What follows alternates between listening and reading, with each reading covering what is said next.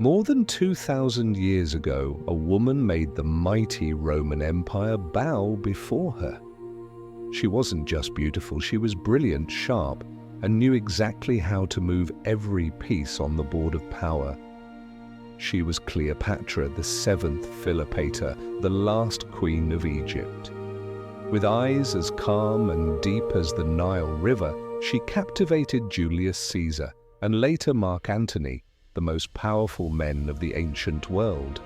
But in the end, when the empire began to crumble around her, Cleopatra chose to write her own ending like a true queen. Beauty can enchant the world, but it is intellect that makes it remember her forever. That night, the Egyptian sky burned bright, as if lit by 1,000 golden lamps. Inside the palace of Alexandria, soft footsteps echoed down marble corridors.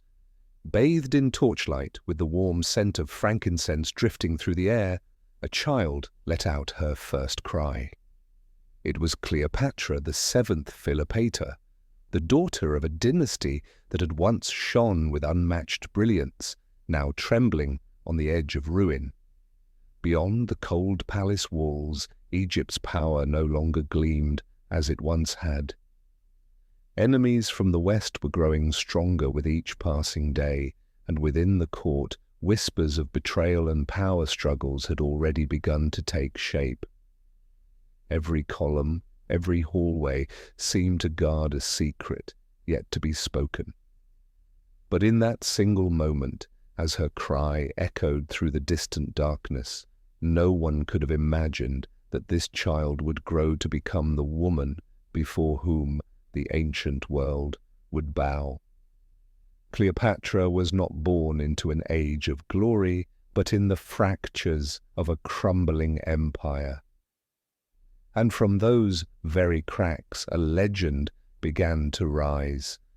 Lying on the shores of the Mediterranean, where waves lap against ancient harbors, Alexandria was once called the jewel of the ancient world. It was more than a city, it was a symbol of knowledge, power, and the meeting of civilizations. Thousands of years ago, under the vision of Alexander the Great, Alexandria became the beating heart of Egypt, a crossroads where Greek, Persian, Jewish, and Egyptian cultures converged. Along its broad stone-paved avenues, scholars from distant lands walked side by side, exchanging languages, philosophy, and science. In its vast libraries, hundreds of thousands of papyrus scrolls were preserved, the accumulated wisdom of humankind resting quietly in the shadows of fragrant wooden shelves. At the city's center, the great lighthouse of Alexandria rose proudly, its flame illuminating the endless sea. To sailors from afar, that light was hope, a welcome, a sign of the civilized world ahead. To the Egyptians, it was a source of pride, proof that even as royal power faltered, the soul of their land still burned brightly. As a child, Cleopatra VII Philopator grew up in that light, surrounded by towering statues, golden temples, and lecture halls echoing with the voices of scholars debating beneath Greek columns. She listened to stories of gods and kings, of merchant caravans that crossed deserts and oceans, carrying cinnamon, gold, and silk. Alexandria was not merely her birthplace, it was her first classroom, the cradle of her mind, the first spark of light to touch her soul. It was here, among marble colonnades and the voices of the world, that she learned to understand the world and began to prepare for her destiny. When people speak of Cleopatra VII Philopator, many imagine her as a queen of pure Egyptian blood, but the truth is far more complex. Flowing through her veins was not the blood of the ancient pharaohs, but that of the Greeks who once conquered the East. More than 3 centuries before her birth, Alexander the Great expanded his empire deep into Egypt. After his death, one of his most loyal generals, Ptolemy I, seized power, becoming the new pharaoh and founding the Ptolemaic dynasty, a Hellenistic reign that would shape Egypt for generations. The kings and queens who followed were Greek by blood, spoke Greek, and worshipped Greek gods alongside the native Egyptian deities. In the radiant palaces of Alexandria, statues of Athena stood beside Isis, and Greek mosaics lined the floors beneath domed ceilings carved with the images of Nile gods. It was a blended world where two civilizations intertwined through power, marriage, and faith. Cleopatra was born into this world. She carried the blood of conquerors but grew up on conquered land. She was Greek, but her heart belonged to Egypt. Unlike most of her Ptolemaic ancestors, she learned the Egyptian language, a rare act among the royal family. She understood that to truly rule a land, one must carry not only its blood but also its soul. Between Greece and Egypt, Cleopatra didn't choose a side. She became the bridge. She inherited the throne of the Greeks but bore the dreams of millions of Egyptians. It was this fusion that made her unlike any queen before her, sharp with Greek intellect, yet deeply rooted in the mystical spirit of the Nile. From this mixed lineage, an immortal symbol began to rise. While other children slept peacefully in their nurses' arms, Cleopatra VII Philopator learned to listen. Not to lullabies alone, but to the murmur of the Nile River, to the whispers of stone columns, to the soft echo of footsteps along the corridors of an aging dynasty. From the very beginning, she lived in a world where power did not lie in warm embraces, but in glances, in carefully measured words, in the silence between them. The Ptolemaic dynasty raised its children in Greek, the language of philosophers, orators, and the builders of a brilliant civilization, but Cleopatra went further. She learned Egyptian, the language of the people who had lived on this land for thousands of years, something almost no Ptolemaic ruler had ever done. To her, language was not simply for speaking, it was for understanding, for reaching into the heart of a nation that had endured through the ages. On quiet nights, she would sit by the window, repeating strange words over and over until they became part of her breath. At the same time, she learned the ways of power. In the palace, politics was not an abstract concept, but whispered conversations at banquets, searching glances and smiles that hid blades. She witnessed battles for the throne, hollow promises and handshakes without trust. All of it she absorbed in silence, a patient student of destiny. Each night, as moonlight filtered through marble columns, she asked herself how a child could possibly survive in a world like this. The light never answered, but its softness became her first companion, a silent witness to her earliest lessons. Language taught her how to speak. Politics taught her how to survive. And silence taught her how to hear herself. From those moments, a queen was not merely raised in power, she was awakened. When Cleopatra VII Philopator was still a child, she would often slip away from rooms heavy with ceremony to quietly sit on the stone steps of Alexandria. Before destiny called her name, she was simply a little girl with calm, deep eyes, sitting where pharaohs, Greek generals, and foreign envoys had once passed. There she began to understand what no classroom could ever teach. Power does not grow out of ritual. It takes root in the eyes, in silence, in the way a person walks when they know the world is watching. From those stone steps she watched everything: the passing soldiers on patrol, the merchants speaking strange tongues, the distant ships gliding into harbor. Each image became a fragment of a grand mosaic, a world in which she would one day stand at the very center. She felt the invisible current of history flowing through the ancient stones beneath her, steady and eternal like the Nile River. The Palace of Alexandria was not just the home of a royal family, it was the beating heart of a civilization balanced between two worlds, Greece and Egypt. She, the little princess, sat on that threshold listening to the waves, the wind, and the whisper of fate. She did not yet know that one day the same small feet that dangled over those steps would carry her into ceremonies that would shake the ancient world. But history always begins in moments that seem ordinary: a glance, a silence, a child sitting on the steps, looking out into the distance. And within that small heart, the fire of a queen was being lit. Before Cleopatra VII Philopator became a symbol of an era, she was just a little girl standing behind closed doors, quietly watching her father from afar. Ptolemy XII, Orlet's, the king of Egypt at the time, was no mighty pharaoh from legend. He was a man who had lost more than he had ever held, a ruler clinging to the fading glow of a once great empire.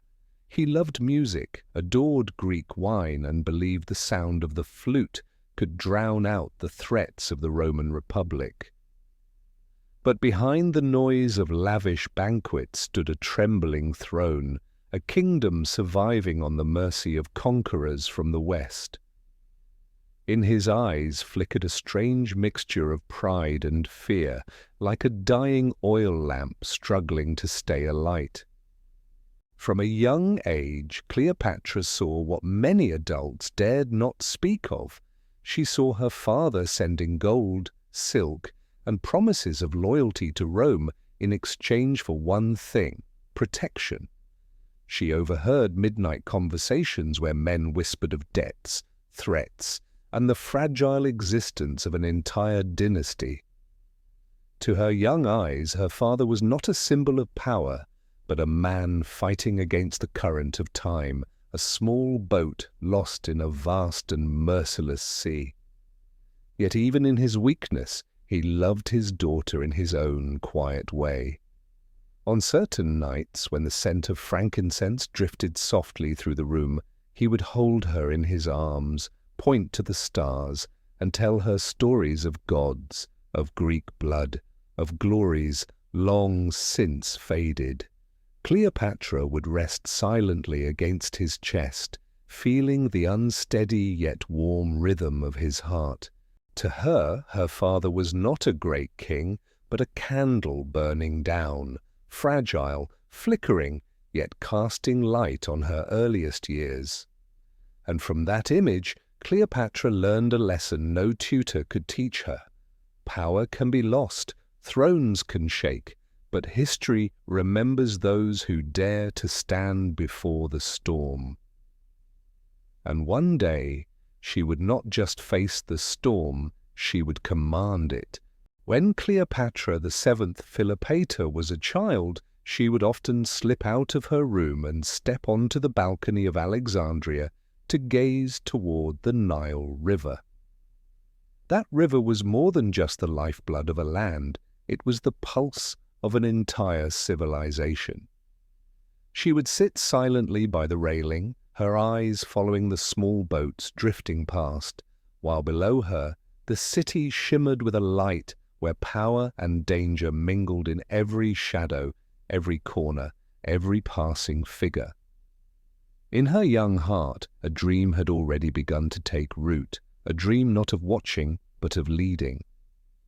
She understood that the throne was not merely a crown or a stone seat, but an entire hidden world built on betrayal, false handshakes, and blade-sharp gazes, and that very darkness only made her ambition burn brighter. In the quietest hours, when the palace fell still, she learned to speak to herself. From those moments on, she was no longer just a child, but a seed of power growing silently beside an immortal river, her eyes filled with the fierce desire to seize her destiny and rewrite the story of a fading dynasty. In a crumbling dynasty, danger did not always come from outside its walls. It often lived within the marble itself. From a young age, Cleopatra VII Philopator understood that those who shared her blood were not always her protectors. Inside the palace of Alexandria, power was a blade, and everyone in her family wanted to hold it. The household of Ptolemy XII Auletes was full of children, but devoid of warmth. Her siblings were not only family, they were political rivals. Each one had been raised not just to live, but to fight, to grasp, and to eliminate whoever stood in their way. Family banquets were not gatherings of kin, but silent battlegrounds with glances colder than steel. Beneath silks and soft words, every smile carried the weight of calculation. Cleopatra grew up amid whispered conversations behind silk curtains, sharp looks cast across dinner tables, and feigned bows of respect.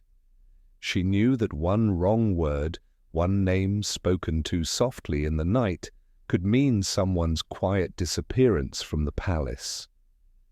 In the long corridors, she often heard the plotting of her own brothers and sisters, the very people who shared her Greek blood. But unlike them, she did not flinch. She observed, she remembered, she quietly gathered every detail, every contradiction, every false handshake. While they saw the throne as a destination, she saw it as a chessboard where the winner would not be the strongest, but the one who could outlast them all. Years later, when she faced real wars, she would still remember the look in her siblings' eyes, those hidden glimmers of envy and distrust. The first enemies in her life did not come from the Roman Republic, but from within her own family, from the hands that had once held hers as a child. In the shadows of the palace, the future queen learned a lesson no tutor could teach her. To survive, she had to become the one they could never overthrow.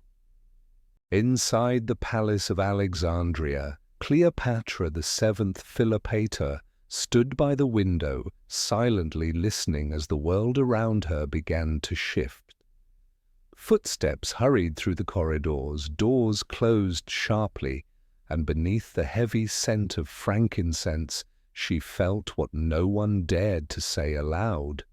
The throne was beginning to move. Her older and more ruthless siblings had already set their pieces on the board, and in that silent game of power, she was no longer the little girl sitting on the steps watching the Nile River. Cleopatra did not cry, and she did not run. She listened, and she understood a cold truth. Kindness saves no one here. Power is not a crown or a throne, it is life itself. Those who hold it endure, those who lose it vanish as if they never existed. Outside, the river kept flowing as if nothing had changed, but inside the palace, history had shifted course. The chill from the stone floor seeped into her skin, but within her a fire burned, quiet, fierce, and impossible to extinguish. In that moment, she stopped seeing the world through the eyes of a child and began seeing it through the gaze of someone who would survive. No swords clashed, no blood was spilled, but her innocence died that night. That single moment transformed a young princess into someone who understood that to protect the light, one must learn to stand in the dark. And from that cold silence, Cleopatra took her first step toward becoming a queen. Ptolemy XII Auletes, the father Cleopatra VII Philopator had once leaned on, the flickering candle in the twilight of a dying dynasty, had drawn his final breath. As the news spread through the palace, there was no sound of mourning, only the echo of hurried footsteps. Whispers filled the corridors, calculations sharpened behind silent glances, and eyes cut through the air like blades. The Ptolemaic dynasty had long grown accustomed to the scent of power struggles, and the death of a king brought not tears but a vacuum. A throne draped in mourning cloth, no longer a sacred symbol, but the greatest prize in a ruthless game of survival. Cleopatra stood in the still chamber, looking at her father one last time. His face no longer belonged to a king, only to a tired man who had spent too long bowing before distant powers. She did not cry.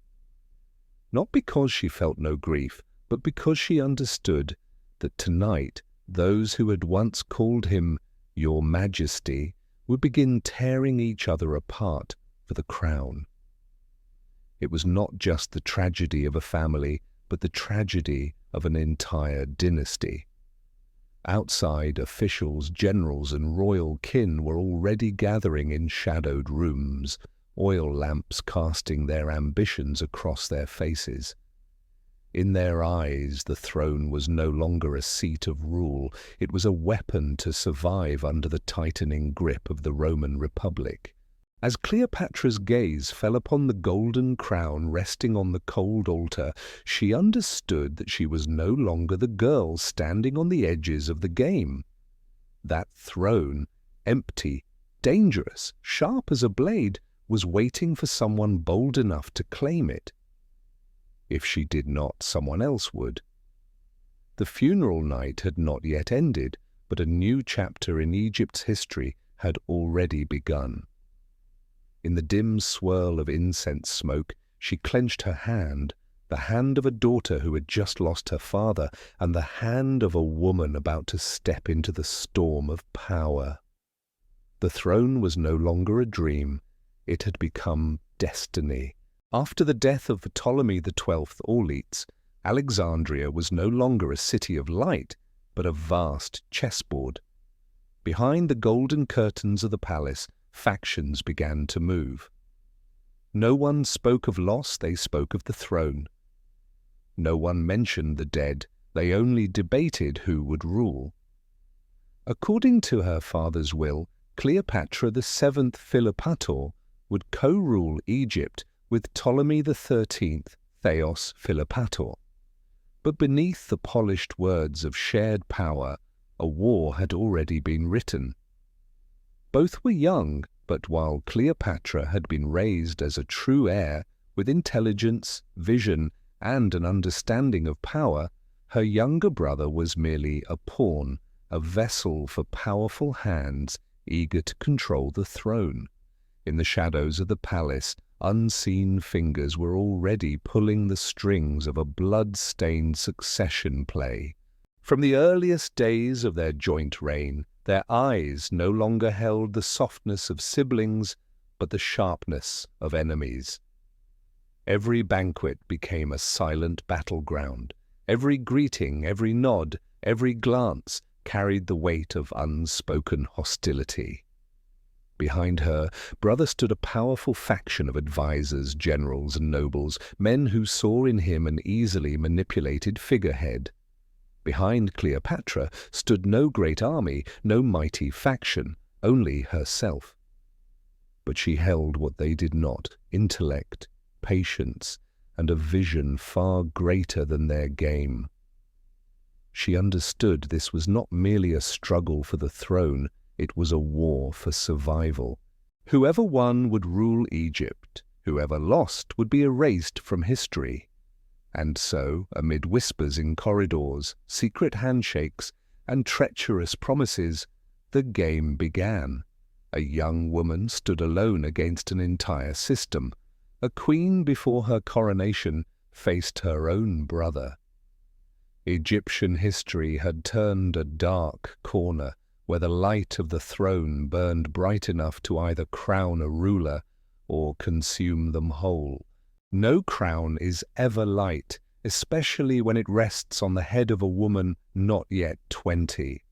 When Cleopatra VII Philopator officially ascended the throne alongside Ptolemy XIII, Theos Philopator, the palace of Alexandria did not echo with celebration. It was weighed down by tension. Behind every smile hid a blade, behind every word of praise, a plan to overthrow. She had not only become a queen, she had become a target. A young, intelligent, ambitious woman was a threat to those who were used to ruling from the shadows. They did not want a queen to lead, they wanted a puppet. But Cleopatra was not born to bow. From the very beginning she understood the throne was not meant for the naive. Each morning, stepping out of her chamber, felt like walking into a labyrinth where enemies wore the faces of friends, and friends could turn into traitors with a single whisper. Every council meeting was a chess match. Every banquet was a battlefield where soft words could cut deeper than any sword. She observed everything, the quick glance over a shoulder, the slight pause in a sentence, the handshake that lingered a heartbeat too long. What others ignored, she remembered. Beneath layers of silk, she forged a heart of steel. No one could be trusted fully, and no one was ever allowed to see all of her. Outside the palace, the power of the Roman Republic grew stronger. Inside, factions vied for control like knives wrapped in silk. And in the middle stood Cleopatra, a young queen walking a world where steel was always at her throat. But it was among those blades that she began to truly grow. She was no longer the princess by the river. She became someone who knew when to stay silent, when to strike, and when to smile, just enough to make others wonder whether it was trust or a warning. The throne gleamed like gold, but was, in truth, a sword hanging above her head. And in those first days of her reign, Cleopatra learned a lesson she would never forget. The ruler is never the safest person in the palace. They are always the first target. No dynasty is built on trust. Inside the palace of Alexandria, power changed hands with every handshake. Cleopatra VII Philopator had grown up among whispers, but nothing could prepare her for the moment when trust, her first true trust, was broken. It didn't come from an open enemy, nor from generals or opposing factions. It came from someone she once called a friend, someone who had grown up with her, who had walked the same cold stone steps of the palace. For a single promise from the faction of Ptolemy XIII, Theos Philopator, that friend betrayed her. No sword was drawn, no dagger raised. One well-placed word was enough to push her into danger. When Cleopatra entered the grand hall with a faint smile, the cold, sharp eyes staring back told her everything. The plan had been exposed. Secrets she had kept close, people she had trusted, now stood in her enemy's hands. In the world of thrones, secrets are not lost to war but to misplaced faith. She didn't cry, didn't scream. She stood motionless like a statue, refusing to let anyone see the crack inside her. But something within her, something young and soft, died that day. The girl who once dreamed of a glorious crown now understood that power has no place for innocence. Alone in the dimly lit room, facing the truth, Cleopatra knew the traitor was likely being rewarded while she was left to learn the first lesson of rulership. No wound cuts deeper than the one dealt by someone who once stood beside you. From that moment on, she stopped believing in promises. She believed in eyes, in actions, and in silence. That first betrayal didn't break her. It forged her. It wrapped her in an invisible armor that in time, even the greatest empires would struggle to pierce. Alexandria, the city where she grew up, where the stone steps once held her childhood memories, where the Nile River had nurtured her first dreams, had become a stranger to her. Before the city gates, soldiers in armor lined up in rows. Inside the palace, the power struggle between Cleopatra VII Philopator and Ptolemy XIII Theos Philopator had reached its breaking point. In this game of power, one had to leave. The order came swiftly, cold and merciless. Cleopatra was to be exiled from Alexandria. No more throne, no more army, no more false allies cloaked in loyalty. Only a young woman in a thin cloak standing at the gate where she had once entered as a queen. The crowd gathered outside, some silent, some whispering, some turning their backs. In the very city that once chanted her name, she was now nothing more than an outcast. Her eyes were steady, not a single tear falling. She knew this was not the end, only a move on the board. Alexandria could strip her of her throne in a day, but it could not extinguish the fire within her. She knew the ones who cast her out today would never expect that she, the woman they drove beyond the gates, would return to take everything back. That first night beyond the city, she sat alone at the edge of the desert. The moonlight spilled across the distant Nile like a silver thread, tying her to the home she had lost. Closing her eyes, she made a silent vow. She would return not as an exile, but as a queen. No throne is ever given out of mercy. It must be seized. In the solitude of a woman with nothing left, Cleopatra grew stronger than ever. Alexandria had closed its gates to her, but history was still waiting for her to come back. The desert wind howled, carrying sand that scraped against her skin like blades, but it could not bring her to her knees. Cleopatra VII Philopator had long grown used to the cruelty of destiny. Betrayed by her own blood, cast out from the city that had raised her, she had nothing left but herself. And sometimes oneself is enough to survive. Time moved slowly in the desert. Each night carved a single truth deeper into her heart.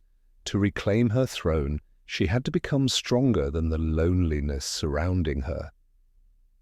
A true queen is not born in silk and gold, but in cold nights when everyone has turned their backs and she remains standing. Under the pale moonlight, Cleopatra clenched her hand tightly, as if holding an invisible oath. Loneliness did not break her, it forged her into steel. An exiled queen was quietly becoming a conqueror, not through armies, but through a will that nothing could shatter. Cleopatra VII Philopator was never the kind to sit still and let destiny decide her fate.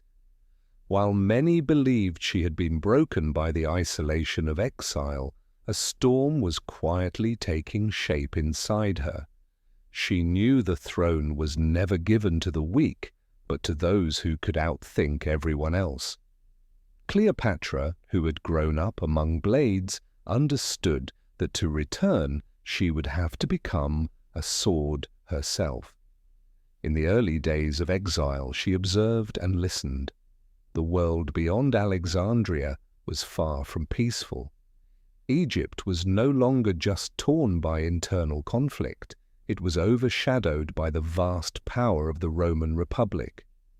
Rome had become the hand that decided the fate of weak kingdoms, and Egypt, though still wearing its crown, was now only a piece on a far greater chessboard.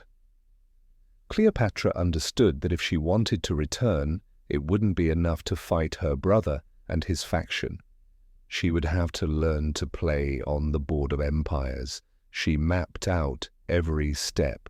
She needed allies, strength, and a hand powerful enough to open the gates of Alexandria that had been slammed shut before her.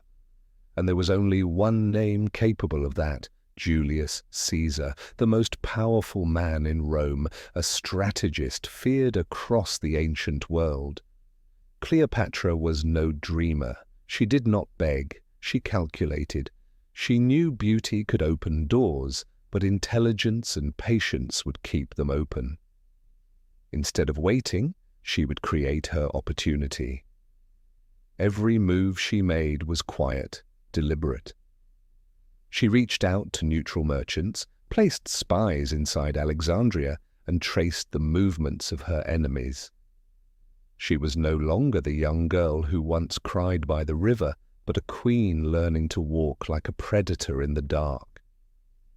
She rose to her feet, her gaze fixed on distant Alexandria, where the throne was held by other hands.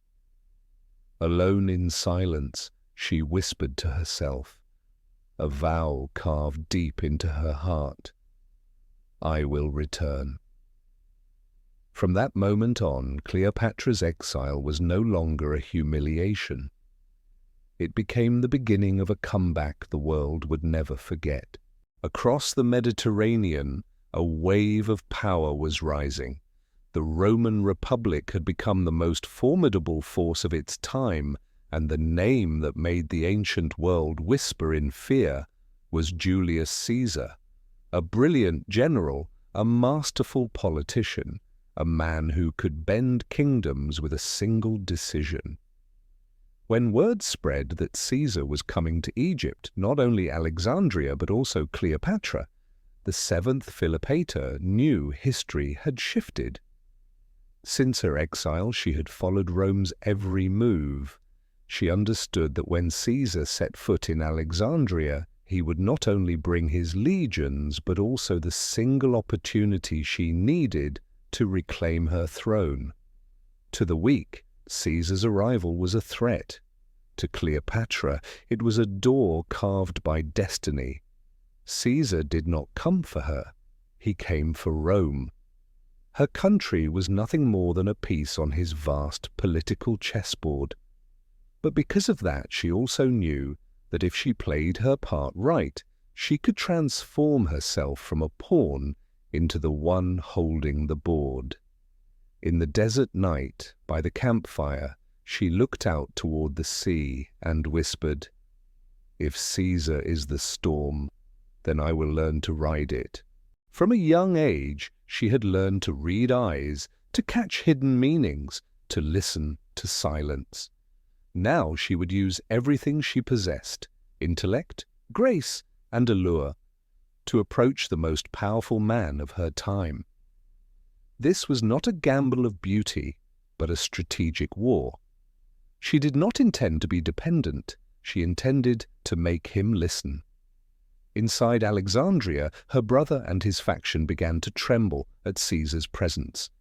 Outside the city, Cleopatra, with no throne, no army, no fortress, smiled. She knew that great empires were not conquered only by swords.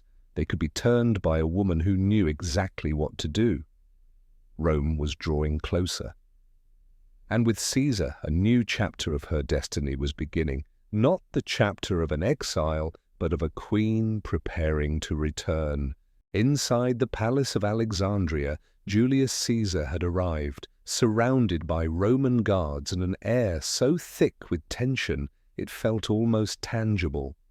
No one knew that outside those doors something was about to happen, something history would never forget. Cleopatra, the seventh Philopator, had waited too long for this moment. She could not return with an army or with pleas. She had to make Caesar see not a fallen woman, but a queen worthy of a throne. And she chose a way no one could have imagined. A great red silk carpet was rolled tight and carried into the palace as a secret gift for the most powerful general in the world. No one knew that inside was not gold or jewels, but Cleopatra herself. When the carpet was unrolled before Caesar, she emerged not as a supplicant, but as a queen walking into her destiny. A golden cloak draped softly over her shoulders, her long black hair flowed freely, and her eyes cut through the silence with quiet fire. Without uttering a word, she commanded the attention of the man who made nations tremble. Caesar looked at her, startled, intrigued, then captivated by her daring. No one had ever approached him like this. Cleopatra understood that power did not always lie in swords or armies. It lived in moments like this. In that crimson-draped chamber, the histories of Egypt and Rome collided in fierce silence. No blades, no soldiers, just a young woman, a carpet, and a single choice that would alter the fate of an entire kingdom. From that moment, she was no longer the exiled queen. She became the woman Caesar could not ignore. And Alexandria, the city that had once turned its back on her, was about to witness the most extraordinary return in its own history. As Roman soldiers stood rigid against the walls and the air stretched taut like a bowstring about to break, Julius Caesar and Cleopatra VII Philopator faced each other for the first time. There were no flames of war, no clash of armies, only two figures, one the living embodiment of Roman power, the other a dethroned Egyptian queen. And in that stillness the wheel of history began to turn. Caesar, well past 50, was as weathered and cold as a blade honed by countless wars. He had stood before kings, envoys, and desperate men grasping for power, but none had ever entered his life as Cleopatra did, bold, brilliant, and unarmed. She neither bowed nor pleaded. She stepped out of the carpet as if destiny itself had swung open its gates. The torchlight caught her face, setting her dark eyes aflame. She needed no introduction, no tribute, no weapon. Cleopatra conquered Caesar with nothing but her presence, a presence powerful enough to make the most commanding man of the ancient world stop and listen. Caesar listened. Her voice was not trembling like a supplicant's, but soft and steady, like the eternal current of the Nile River. She spoke of Egypt, of a fractured court, of rightful succession, and of a future where Rome and Egypt were not enemies, but allies.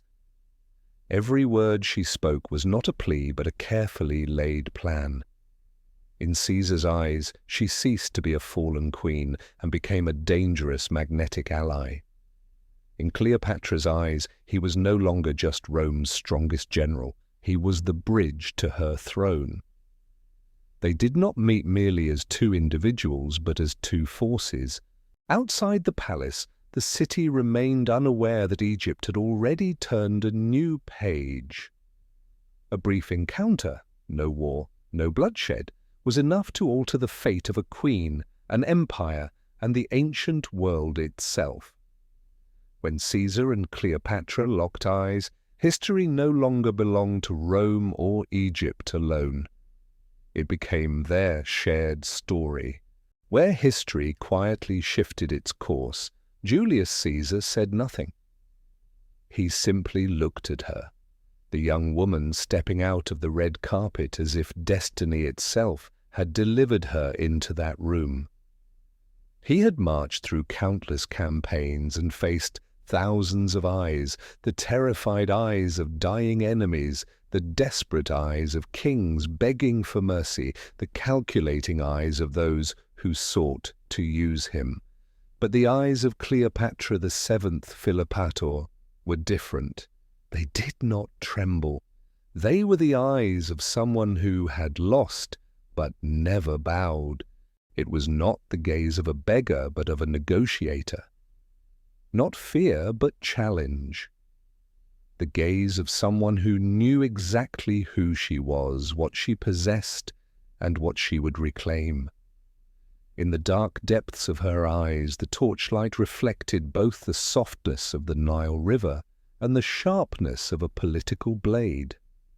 It was the kind of gaze that made any ruler wary, and Caesar, a seasoned fox on Rome's political stage, recognized it instantly. He saw that she was not just a beautiful woman. He saw power, intelligence forged in loss, betrayal, and ambition, a young queen cast from her throne, yet unbroken.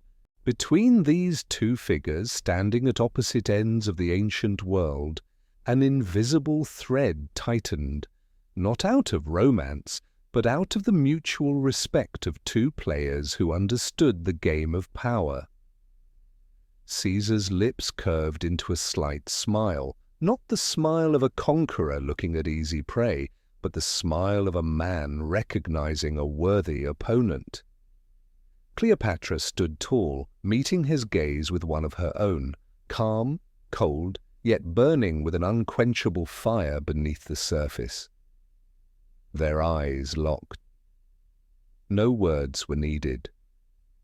An empire found its opportunity.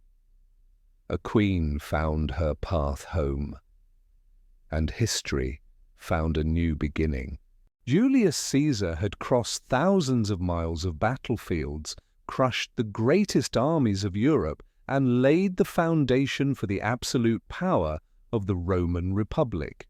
He had made kings tremble, city-states bow, and wars end with a single cold decision.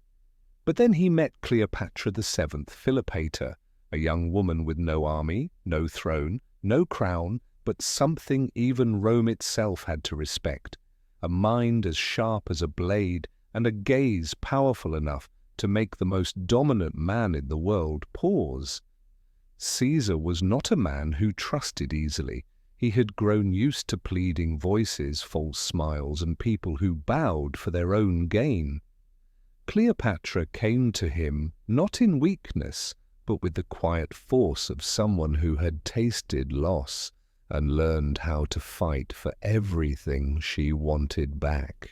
In their private conversations, she did not speak like a petitioner begging for her throne. She spoke like an ally. She did not offer tears, she offered reason. She did not make vague promises, she painted a future in which Rome would have a stable, wealthy, loyal Egypt. Caesar, who had made countless powerful men kneel, listened. In the marble corridors of Alexandria, where torchlight burned bright, whispers began to spread, words no one dared say aloud. Rome has stopped for a woman. It was not for beauty, but for the power of a mind unlike any other. Cleopatra needed no army to make Caesar falter. She only needed herself. To him, she was not a jeweled treasure of the East, but a fire, intelligent, dangerous, and impossible to predict. To her, he was not merely a general, but the doorway to her throne. Between them, there was no treaty on paper, but an unspoken pact etched in glances, words, and mutual respect. From that moment, Egyptian history no longer revolved around the shadows of palace intrigue. It entered the orbit of Rome. And Caesar, the man who had made all of Europe bow, paused on the banks of the Nile River for a woman named Cleopatra. That morning did not rise in peace. It burned like the edge of a sword, still wet with blood. The waters of the Nile River, once calm, now churned violently, reflecting the torchlight of hundreds of warships. The shouts of soldiers merged with the crashing waves echoing across Alexandria. When Julius Caesar chose to stand with Cleopatra VII Philopator, the power struggle between her and Ptolemy XIII, Theos Philopator, erupted into open war. Her younger brother, backed by nobles and soldiers, assembled his fleet on the river, determined not just to keep the throne, but to erase her entirely. The Nile, once the lifeblood of Egypt's prosperity, became a battlefield. Sails strained against the wind, warships collided, the clash of steel rang like thunder. On the deck of his flagship, Caesar stood tall and unflinching, the cold gaze of a man who had endured 1,000 brutal battles. He had not come to Egypt to lose. Cleopatra watched from the fortress on the riverbank, her heartbeat heavy and steady. This was not just a battle for the throne, it was a battle for her existence. Every flame on the water, every scream, every sinking ship etched her fate deeper into the current. Ptolemy's forces were larger, but Caesar's were disciplined and precise. The Roman ships were faster, their formations tighter. As the sun climbed, smoke and fire swallowed the Nile. Her brother's fleet broke apart. The clash of swords gave way to cries of terror and the sound of the river consuming bodies. In the chaos, Ptolemy fled, but his ship overturned in the swift current. They said he drowned in the very river that had nurtured his ancestors. By dusk, the remnants of his fleet were in flames, black smoke draping Alexandria in a shroud. Cleopatra stood silent on the riverbank. She did not cheer. She did not weep. In the firelit reflection on the blood-stained waters, she understood there was no turning back. She had become part of the great game between Egypt and Rome. The Battle of the Nile was not just the day her brother fell. It was the day she reclaimed her throne. She was no longer the exiled girl, but a queen forged in fire, blood, and the immortal waters of her homeland. Smoke rose from every corner of Alexandria. The clang of metal, the rush of feet, the shouts of soldiers filled the streets. As Julius Caesar and Cleopatra, the seventh Philopator, gained the upper hand on the Nile River, the forces loyal to Ptolemy XIII, Theos Philopator, were driven to desperation. Cornered and raging, they fought, burned, looted, and turned the city that had once been a beacon of knowledge into a sea of chaos.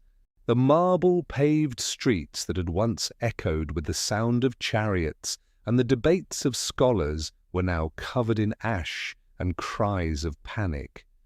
Temples and libraries, once home to hundreds of thousands of papyrus scrolls, were devoured by flames. Citizens fled through streets that had once been peaceful, clutching their children and what little they could carry. On the city walls, Caesar commanded the tightening of Roman control.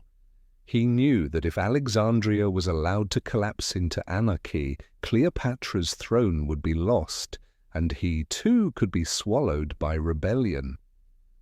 Roman soldiers fanned out with cold precision, crushing resistance, extinguishing fires, and re-establishing order with the unyielding discipline of Rome.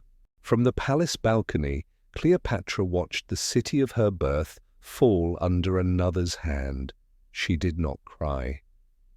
She understood that to be a queen, one must sometimes watch their kingdom burn, only to rise again from its ashes.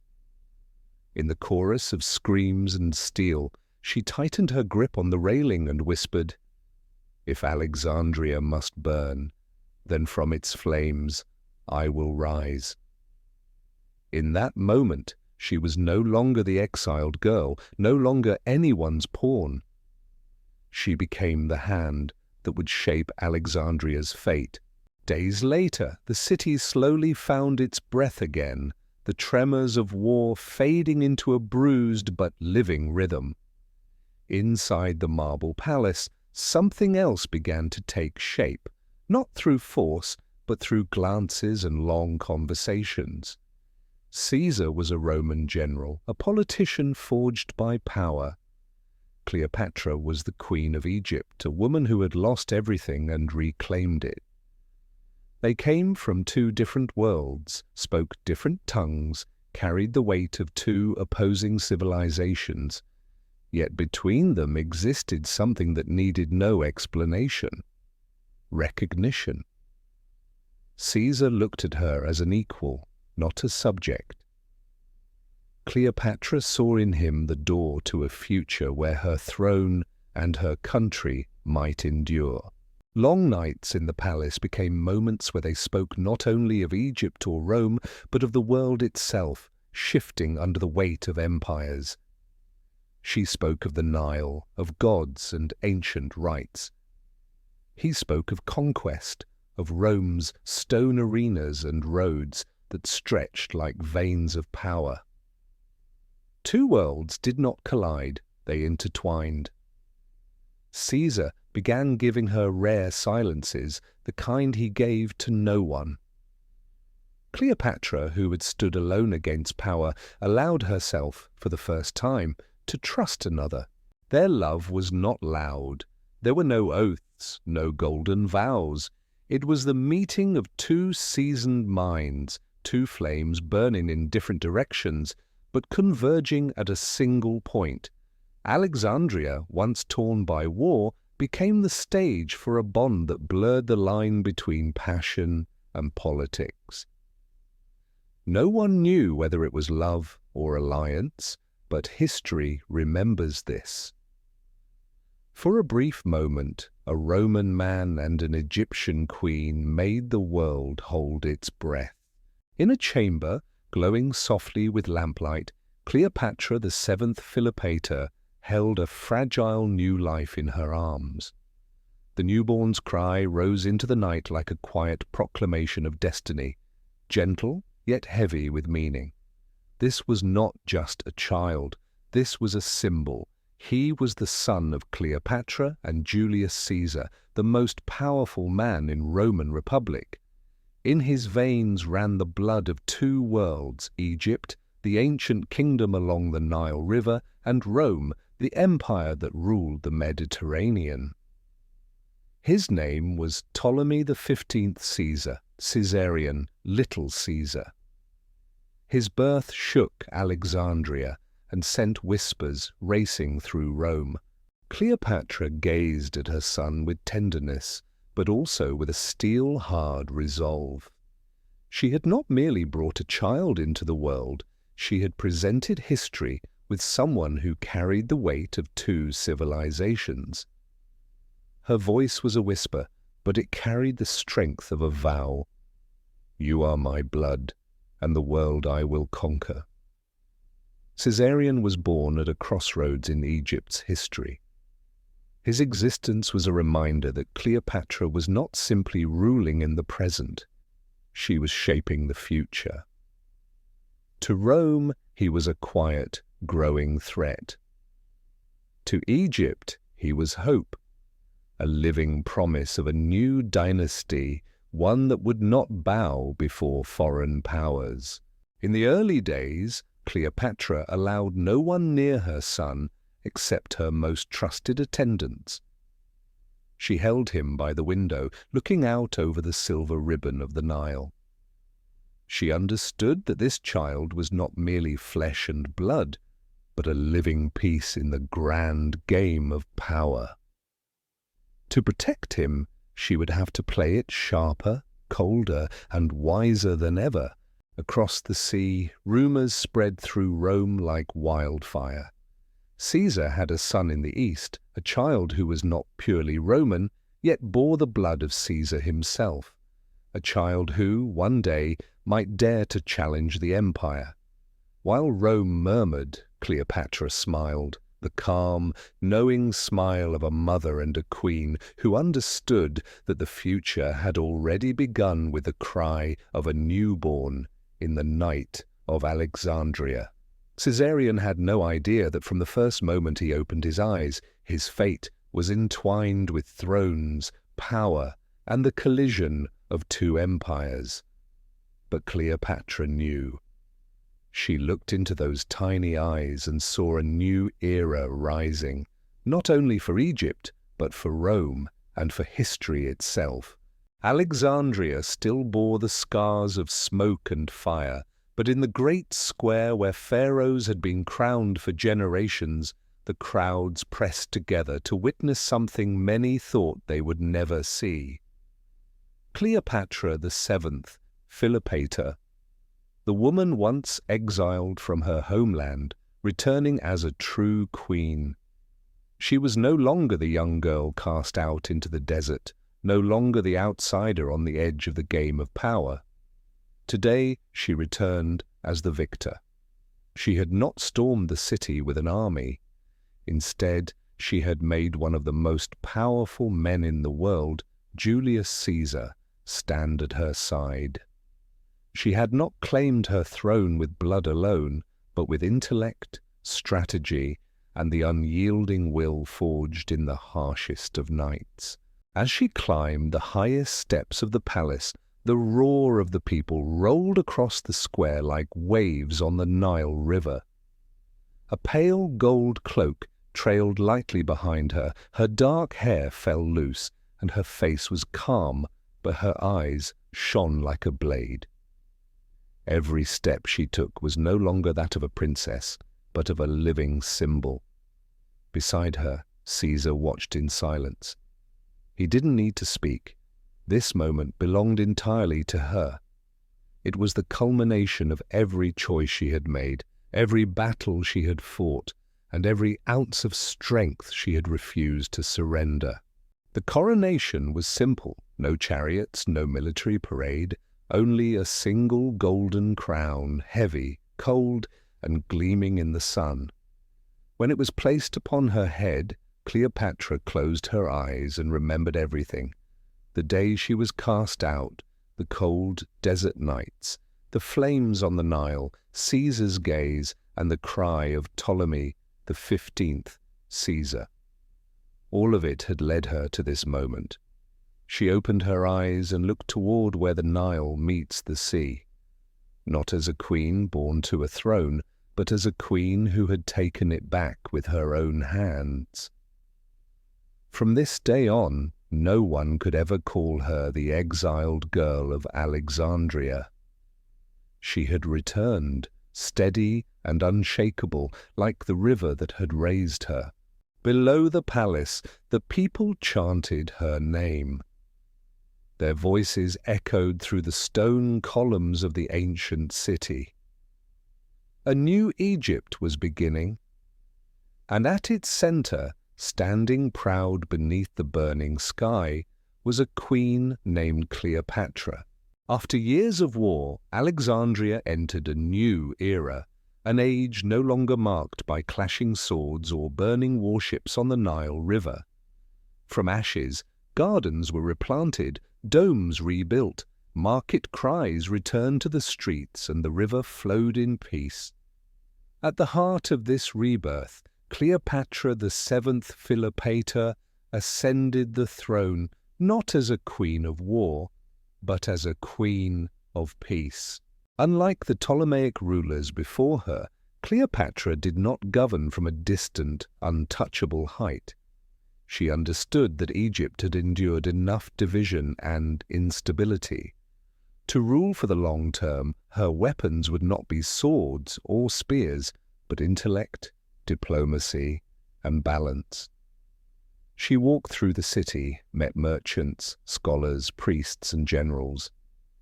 She listened more than she commanded. Step by step, she made her people feel that this was the reign of a different kind of queen, one unlike any before her. She revived trade along the Nile, opened the kingdom to Roman Republic while fiercely preserving Egypt's identity. She funded scholars and restored the Library of Alexandria, the beating heart of knowledge in the ancient world. merchant ships once again set sail carrying gold, grain, and silk to Mediterranean ports. As she walked through the bustling markets, the people looked at her not just as a ruler, but as a living symbol of renewal. In the palace, Cleopatra raised Ptolemy XV Caesar, the child who bore the blood of two empires. She told him stories of legendary pharaohs and the stars that guided their destiny, while teaching him about politics, responsibility, and the silent currents that lurk beneath peace. She knew peace was never a gift of fate. It was a fragile prize, one that must be guarded daily with intellect and vigilance. Alexandria shone once again like a radiant jewel. Foreign merchants spoke her name with admiration, calling her a queen of brilliance and allure. Roman envoys bowed before her not out of fear, but respect.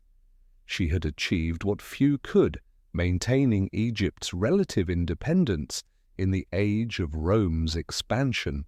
Standing on the palace balcony overlooking the sea, Cleopatra understood she was living the most luminous chapter of her life, when the throne was no longer a battlefield, but a place to rule with wisdom and trust.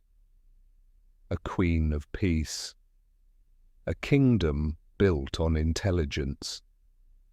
Alexandria and her name became forever bound to a golden age. News from Rome struck Alexandria like a cold blade cutting through still air.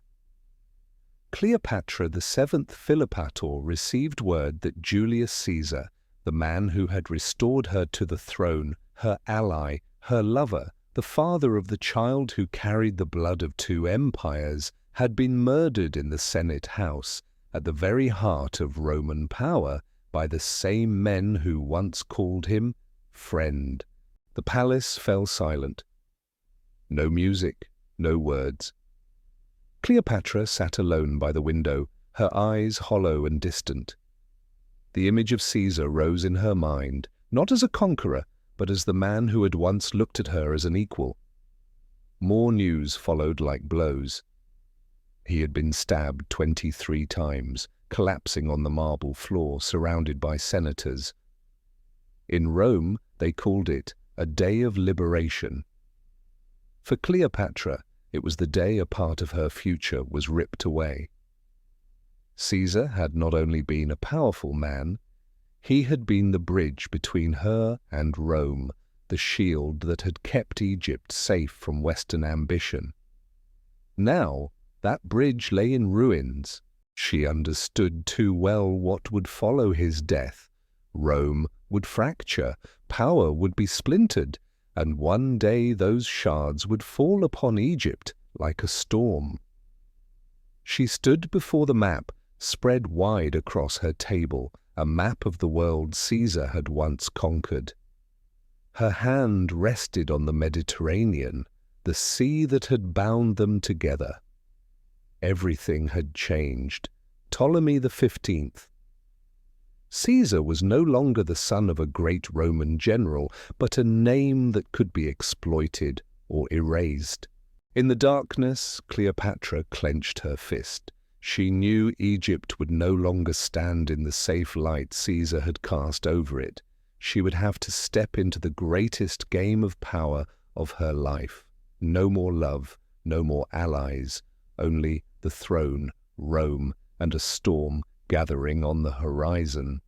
Caesar had fallen far away, but the shock of his death had reached all the way to the banks of the Nile River. And once again, Cleopatra would have to rise alone. Alexandria was wrapped in a strange stillness, not the quiet after a storm, but the hollow silence left when a pillar of one's world suddenly collapses. Julius Caesar had been more than a man, an ally, or a lover to Cleopatra VII Philopator. He was the wall that had shielded her through the years she walked a fragile line between two worlds. And now that wall was gone. Across the sea, Rome shook under the weight of his death. On the banks of the Nile River, she felt its impact like a wave breaking over her.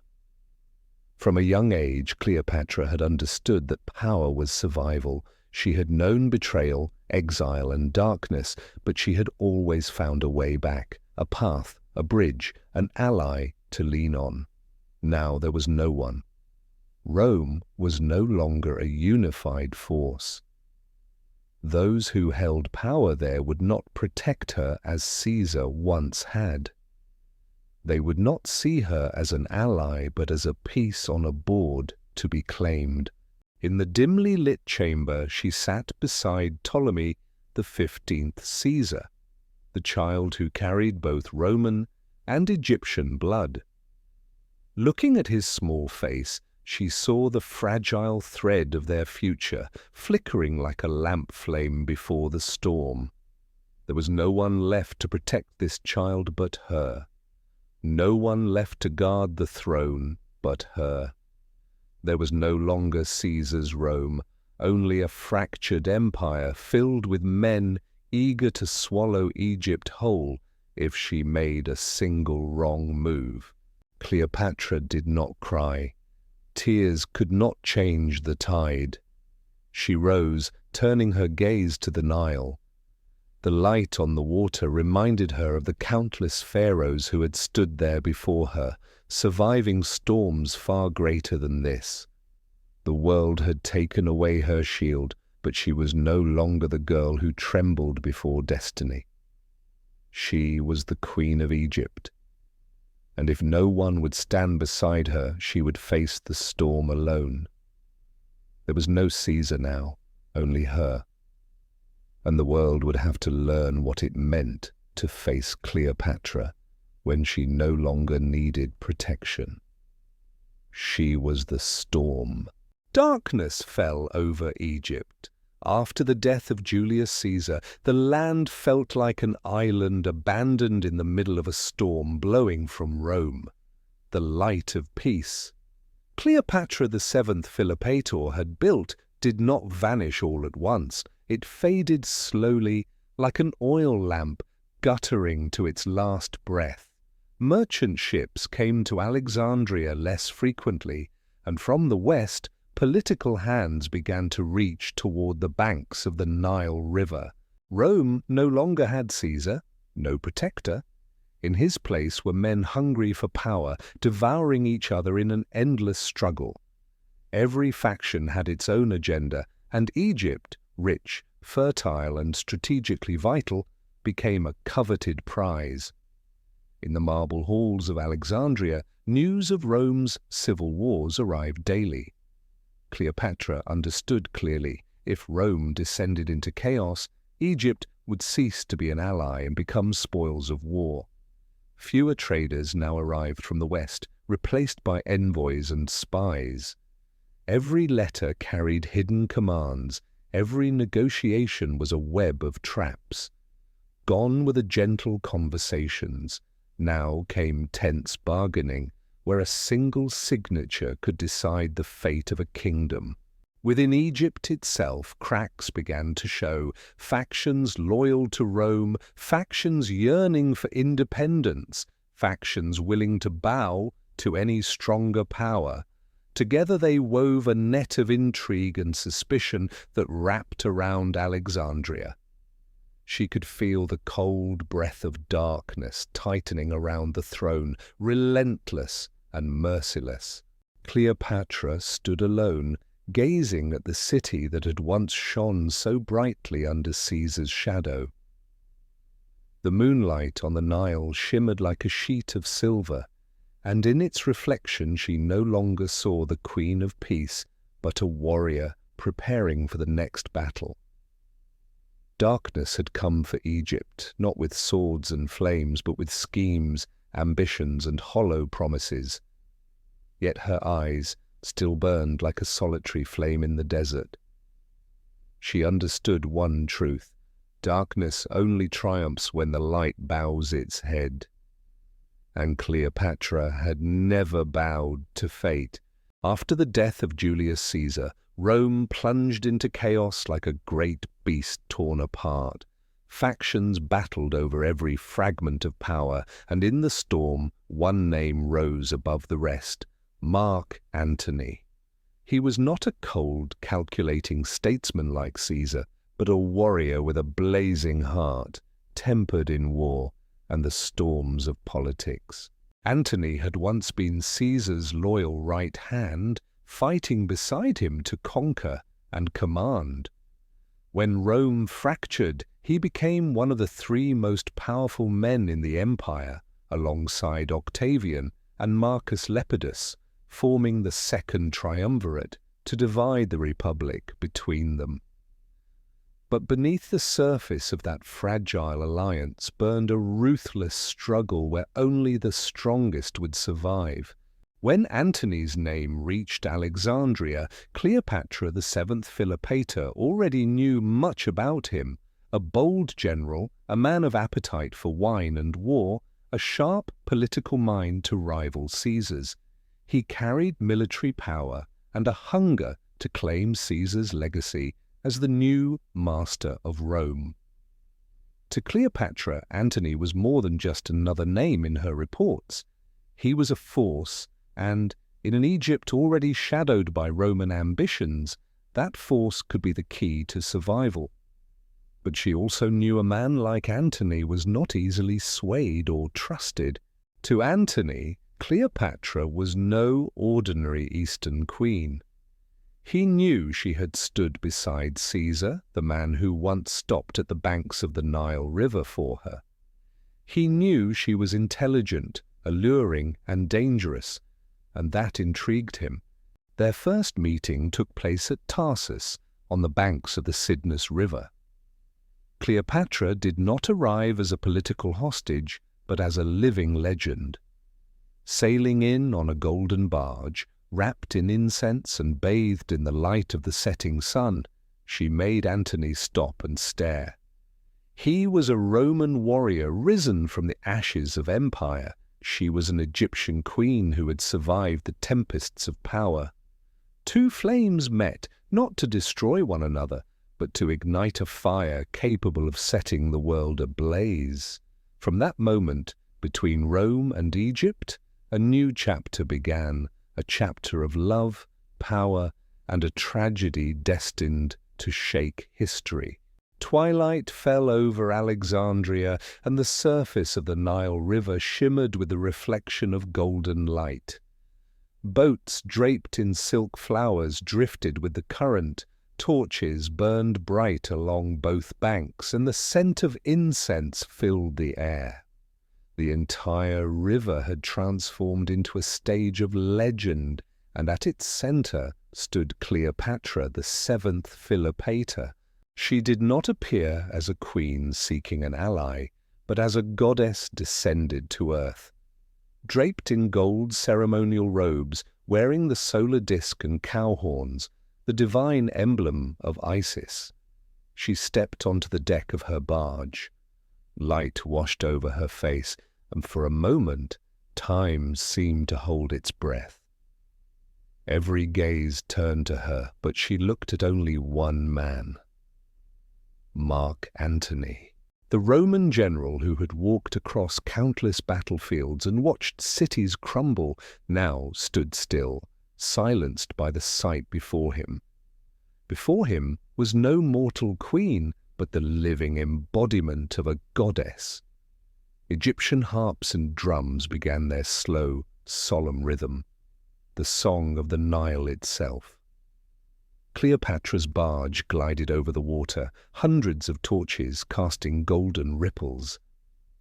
As she approached Antony, every step carried the weight of an ancient ritual, a reminder that Egypt was not merely a kingdom, but a living myth. Antony looked at her and understood he was facing a power no sword could ever conquer. Cleopatra did not need armies or threats. She wielded myth, history, and the weight of millennia to show him she was not simply a woman. She was an icon. Light, music, fragrance, and power merged into an irresistible force. Antony, the man who had made cities tremble, now stood before the Queen of Egypt as if before Isis herself. Cleopatra smiled, not rushing, not speaking, for she knew this night would be carved into his memory forever. From that moment on, their bond rose above cold political negotiation.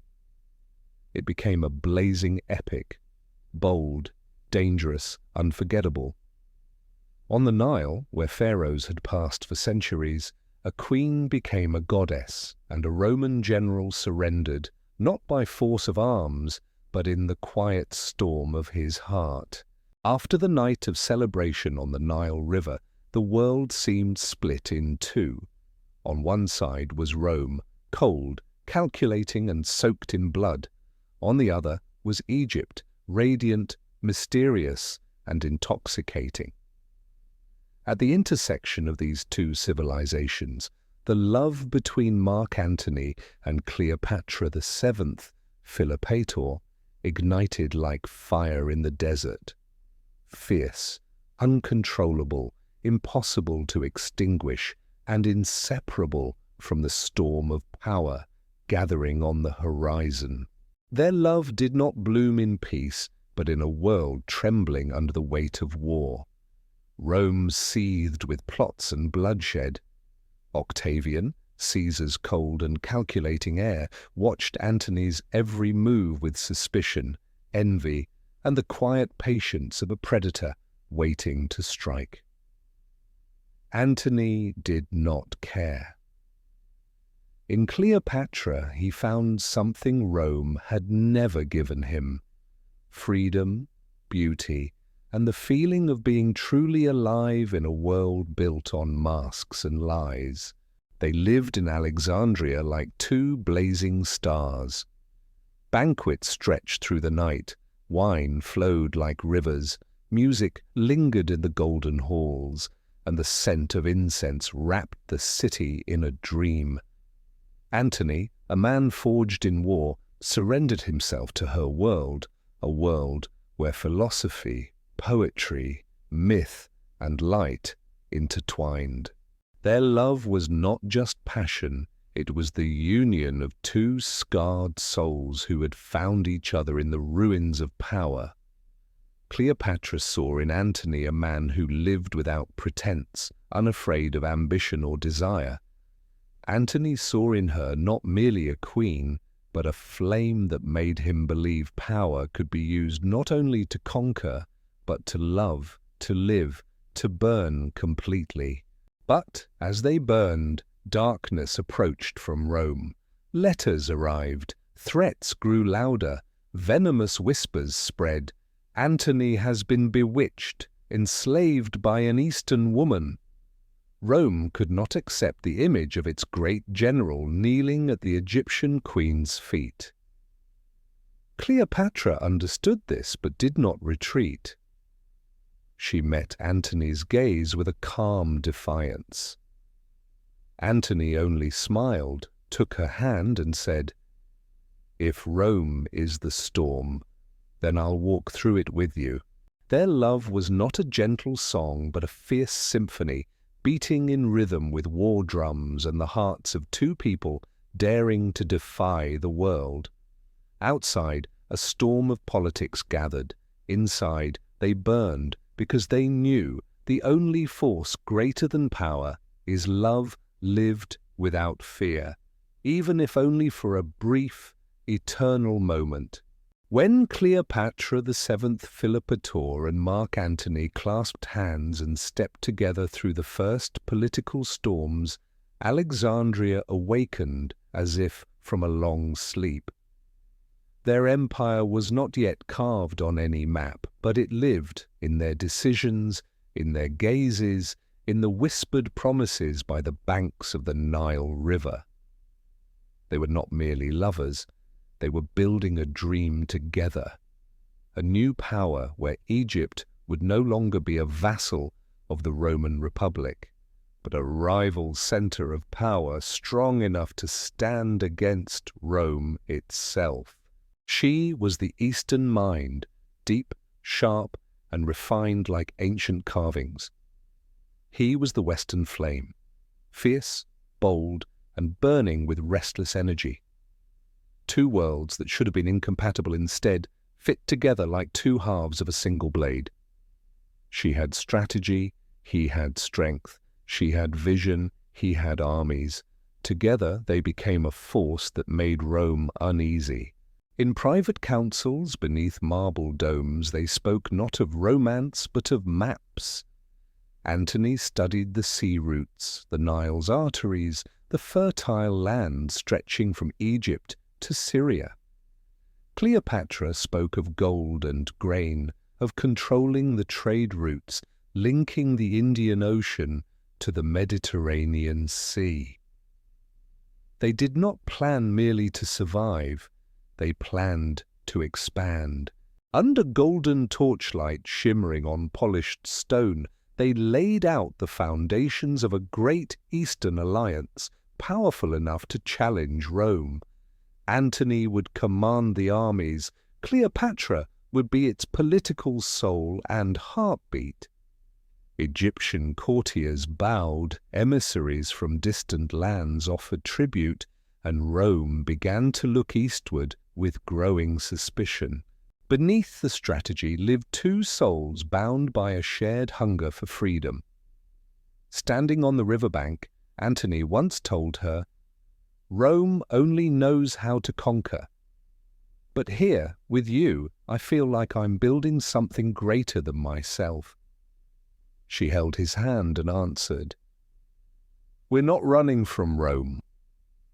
We'll make Rome turn its head toward us." They walked together along the Nile, speaking of a future they both knew might never fully be theirs, but neither was afraid. Glory for them was not just in the end, but in daring to write a new chapter of history together. Two souls, one love, one vision. A dream of a radiant Eastern empire. In that moment, the world seemed to hold its breath as two people dared to challenge a power that ruled the known world. And from Alexandria, with torchlight flickering over the Nile, that dream rose like a star burning bright. Before the sky itself would crack into storm, from distant Rome, word of the alliance between Mark Antony and Cleopatra, the seventh Philopator struck Octavian like a blade driven straight into the heart of power. To him, this was not merely a political threat, it was a personal insult. A once revered Roman general now stood openly beside an Eastern queen, sharing power, sharing territory, sharing a dream of empire. In Octavian's eyes, this was treason, and treason must be annihilated. Octavian was no Julius Caesar. He was not a dreamer, not a man of generous impulses. He was a strategist carved from cold calculation. While Antony reveled in Alexandria, Octavian quietly built his machine, buying the Senate, tightening his grip on the army, controlling the channels of speech and rumor, and pushing Antony into the shadows of Roman memory. He didn't just want to defeat Antony. He wanted to erase him. Speeches rang out across Rome. Antony has been bewitched by an Eastern woman. He has betrayed Rome for Egypt. Cleopatra dreams of placing Rome beneath her feet. Lies spread like wildfire, transforming their love into a political sin. Rome turned its gaze eastward, burning with hatred. Antony was no longer the heroic general. He was now the traitor. Octavian did not stop at words. The legions mobilized, fleets were launched, secret letters reached the provinces, urging loyalty to Rome and resistance against the Eastern threat. In the shadows, the swords were sharpened, all pointed toward Alexandria. Cleopatra knew, Antony knew, neither stepped back. They had chosen their path, and Octavian had chosen his. The time for threats was over. This was war. Antony stood on the palace balcony, looking out at the dark sea where the Roman fleet would soon appear. Cleopatra stood beside him, her gaze unyielding. She had faced empires before, but they both understood this was different. It was no longer a game of intrigue. This was the decisive war for the fate of the world. From the west, the fury of Octavian advanced. In the east, by the banks of the Nile River, two flames, one Roman, one Egyptian, prepared to burn for the last time. No more retreat, no more sanctuary, only war. The ancient world seemed to hold its breath. In Rome, the seeds Octavian had sown were cracking the Republic wide open. The Roman Republic, once a monolith of unshakable power, now split cleanly in two, one half loyal to Mark Antony, the celebrated hero of the Eastern campaigns, and the other standing behind Octavian, the man who cast himself as the defender of Roman tradition. The Senate boiled, the aristocracy fractured, and soldiers who once marched side by side now regarded each other as enemies. On marble streets, orators hurled accusations that Antony was a traitor, a puppet of Cleopatra VII, Philopator. But there were voices in return, claiming Octavian was the one manipulating the Republic to seize absolute power. Rome was no longer a single beating heart. It was a sphere of power splintering down the middle. In Alexandria, silence lay heavy. Not the silence of peace, but the hush before a storm. Merchants spoke less. Generals moved slower through the palace corridors. Cleopatra, the woman who had once made even Rome bow with a single glance, understood that this was no longer the age of soft power games. This was the moment when the world itself would crack. Standing on the highest balcony, she gazed toward the sea, where a storm was waiting. She had known betrayal, exile, threats and sieges, but never had Egypt stood this close to the edge of the abyss. Rome was tearing itself apart, but the winds of power from the west would soon sweep across the Nile River, threatening everything she had built. Antony came to her side, draped a Roman cloak over her shoulders. They didn't speak. They didn't need to. Both knew what was coming. When Octavian finished consolidating power, his legions would march east. Egypt would no longer be an ally. It would become the battlefield. That night, the palace torches burned low. Generals gathered in hushed meetings. Warships were repaired. Rumors moved through the streets like whispers through the dark. Egypt was preparing, but no one knew if preparation could ever be enough against a Rome united under Octavian's fury. Rome was fractured. Egypt was silent. And in that silence, destiny advanced, slow, steady, inevitable. Cleopatra knew this was no longer a game that could be won with words or glances. This would be a war that history would carve deep into stone. And it was coming soon. That day, the waters of Actium lay still, a black mirror waiting to shatter. At opposite ends of the horizon, history itself seemed to hold its breath. On one side stood Octavian, the man who had gathered the full weight of the Roman Republic into his hands. On the other were Mark Antony and Cleopatra VII, Philopator, two souls bound to a single Eastern dream. Hundreds of their warships stretched across the calm surface, spears and shields gleaming under the morning light.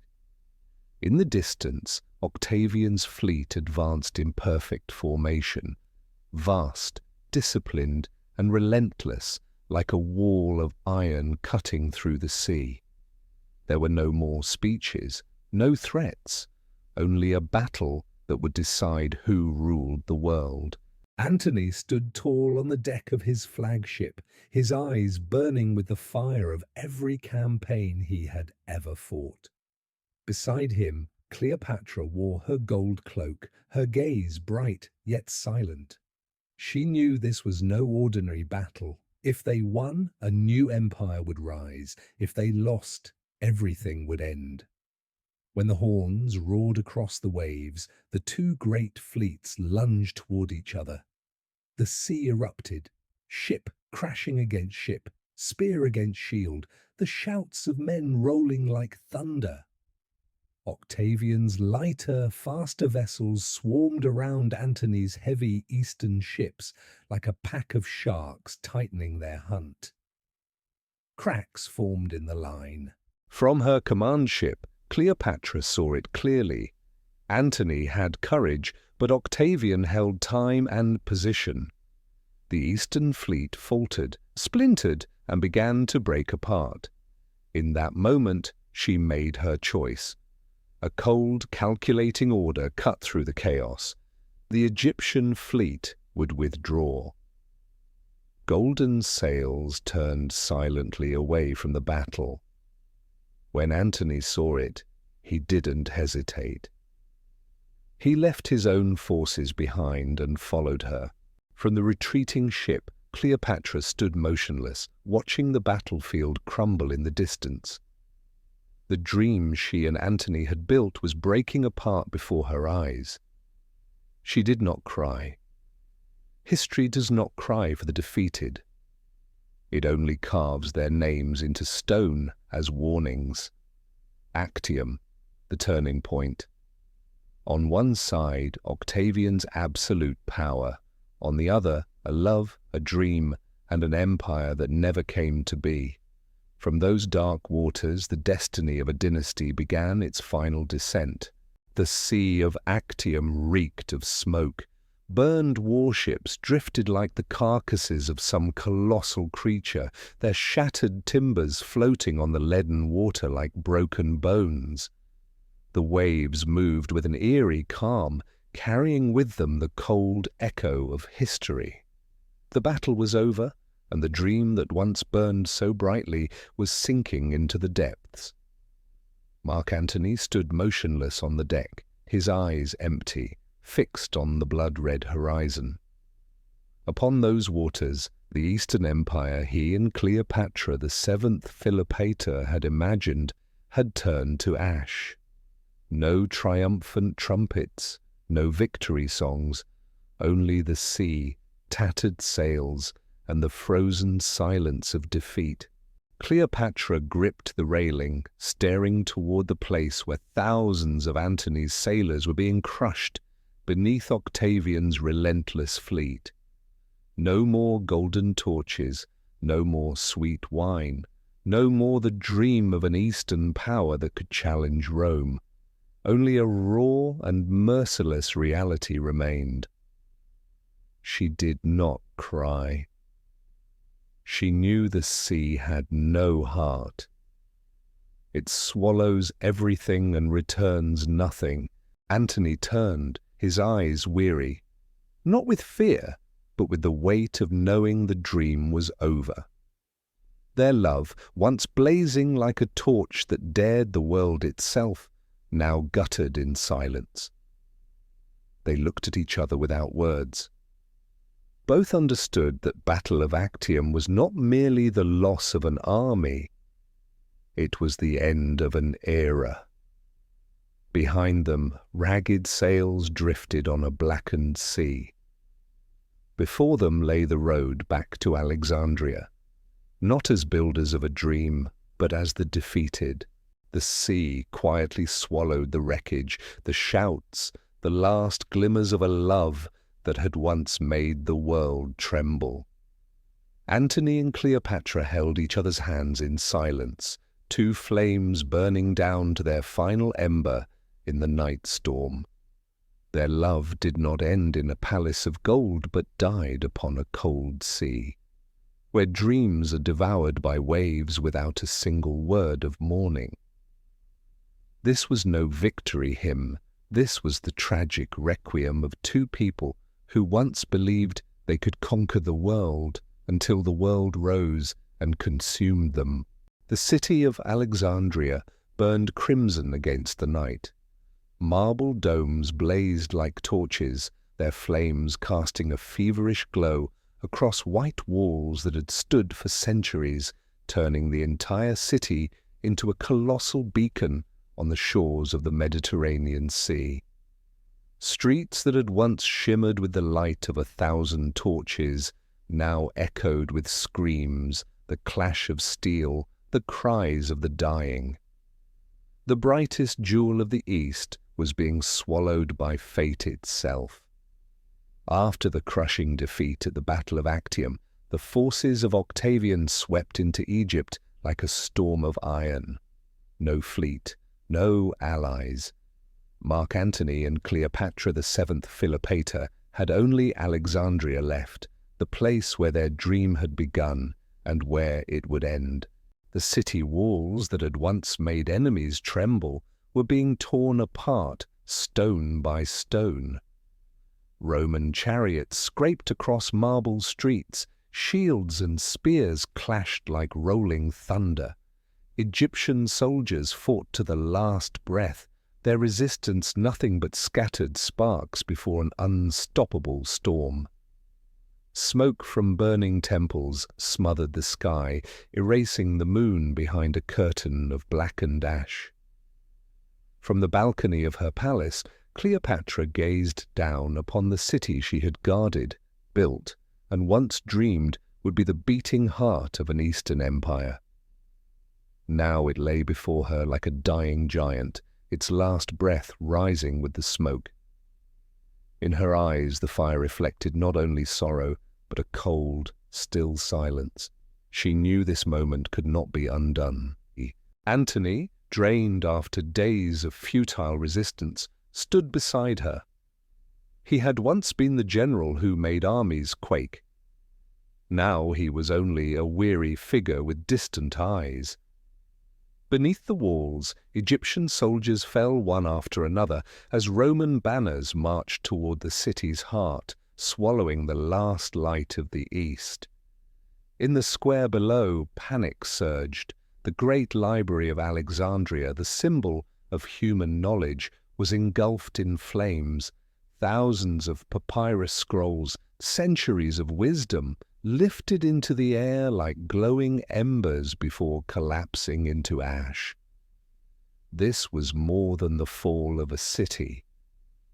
It was a chapter of history burning before the world's eyes. Cleopatra closed her eyes for a brief moment. She had lived long enough to know that power is never eternal. Those who once praised her now scattered in terror. The walls that had sheltered her burned with a furious glow. Alexandria, the dream she had shared with Antony, was being crushed beneath the wheels of history. The city burned like a torch lit to mourn the passing of a dynasty. On the highest balcony of the palace, a queen who had once made the world tremble stood silently, watching the flames consume her city without shedding a tear. For she understood this was not the end of a single night. It was the twilight of a kingdom. Alexandria lay beneath a thick, choking shroud of grey ash. No more clashing steel, no more screams. Only the stench of smoke and blood lingered over marble streets that had once gleamed with glory. Pharaoh statues lay split in half. Blackened temples slumped in ruin. The great square stood hollow and silent. The Eastern Empire dream once cradled by Cleopatra, the seventh Philopator and Mark Antony, had vanished in just a few short nights. High above the shattered city, Cleopatra stood on the palace terrace, looking out over what remained. All the brilliance that had once burned along the Nile was now nothing but a faint echo lost in the ashes.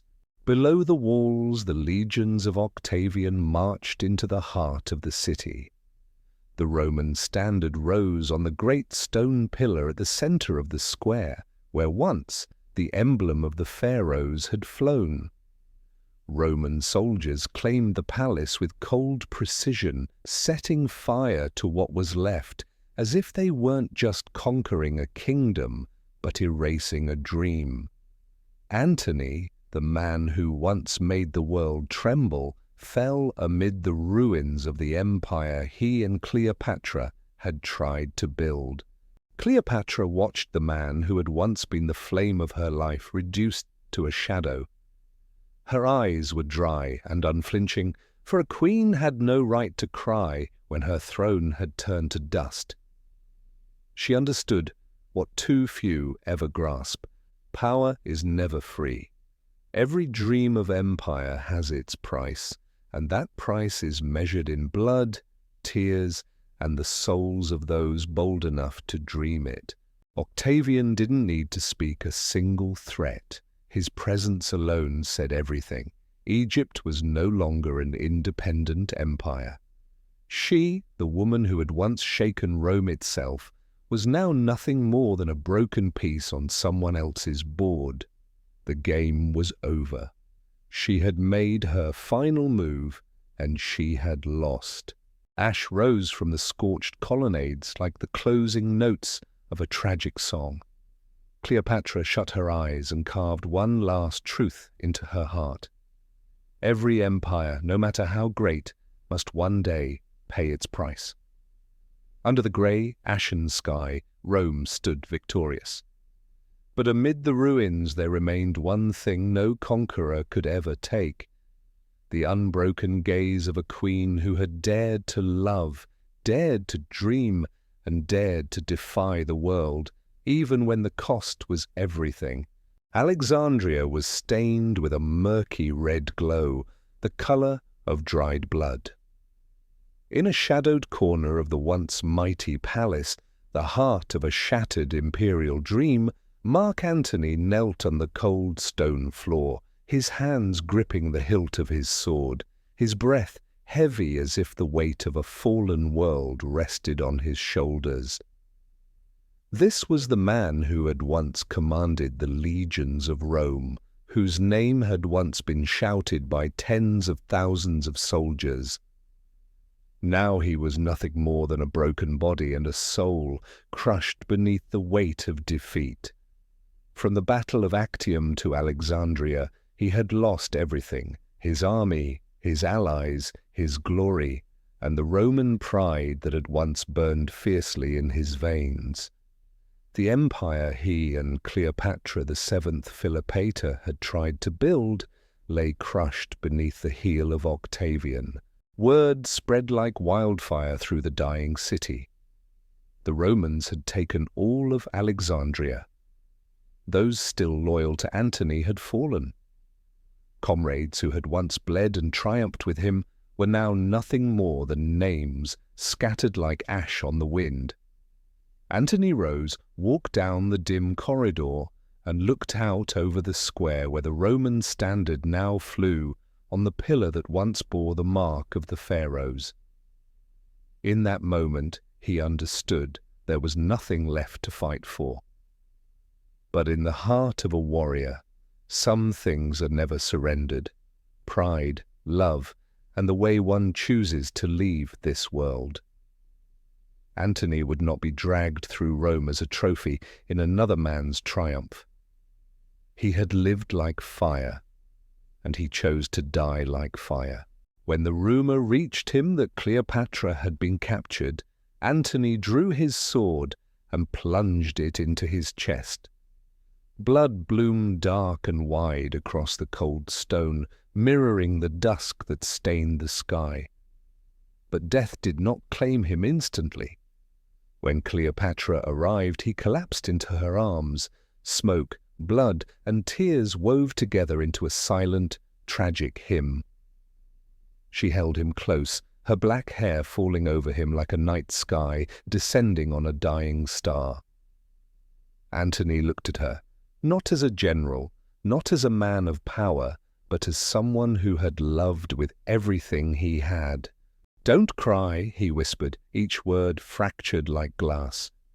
"We had the world." The fire in his eyes flickered, then slowly faded, like the last light of the sun slipping beneath the horizon of the Mediterranean Sea. Mark Antony, the storm of Rome, the flame of Cleopatra VII Philopator, did not die on the battlefield. He died in the arms of the woman who made him fearless enough to defy an empire. Beyond the walls, Roman soldiers roared in triumph. But within that quiet chamber, history itself bowed its head before a love that had burned too brightly to last.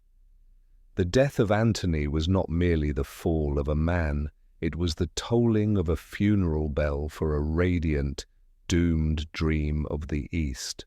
The golden light of dusk spilled over Alexandria, threading through the broken arches and casting a pale, aching glow across the marble floors.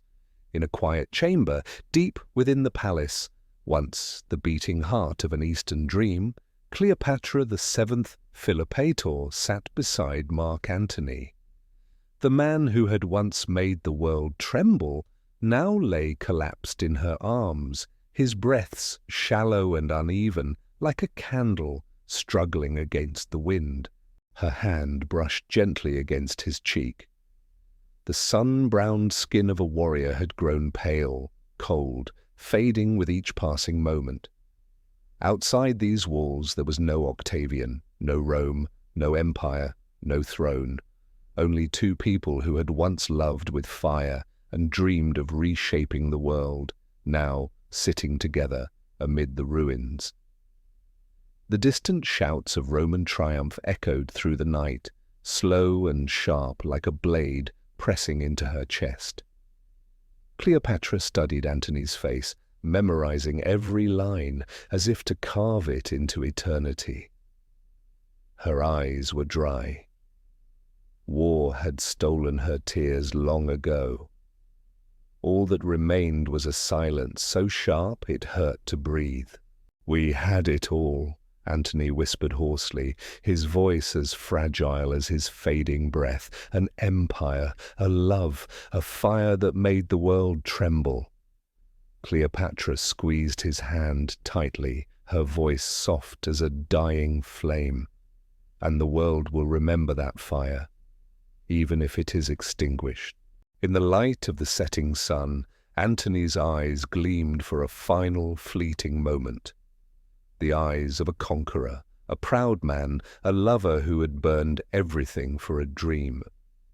Then slowly they dimmed, like a torn sail sinking into the dark sea. In her arms, the man who had defied Rome slipped away like the last star, fading into night.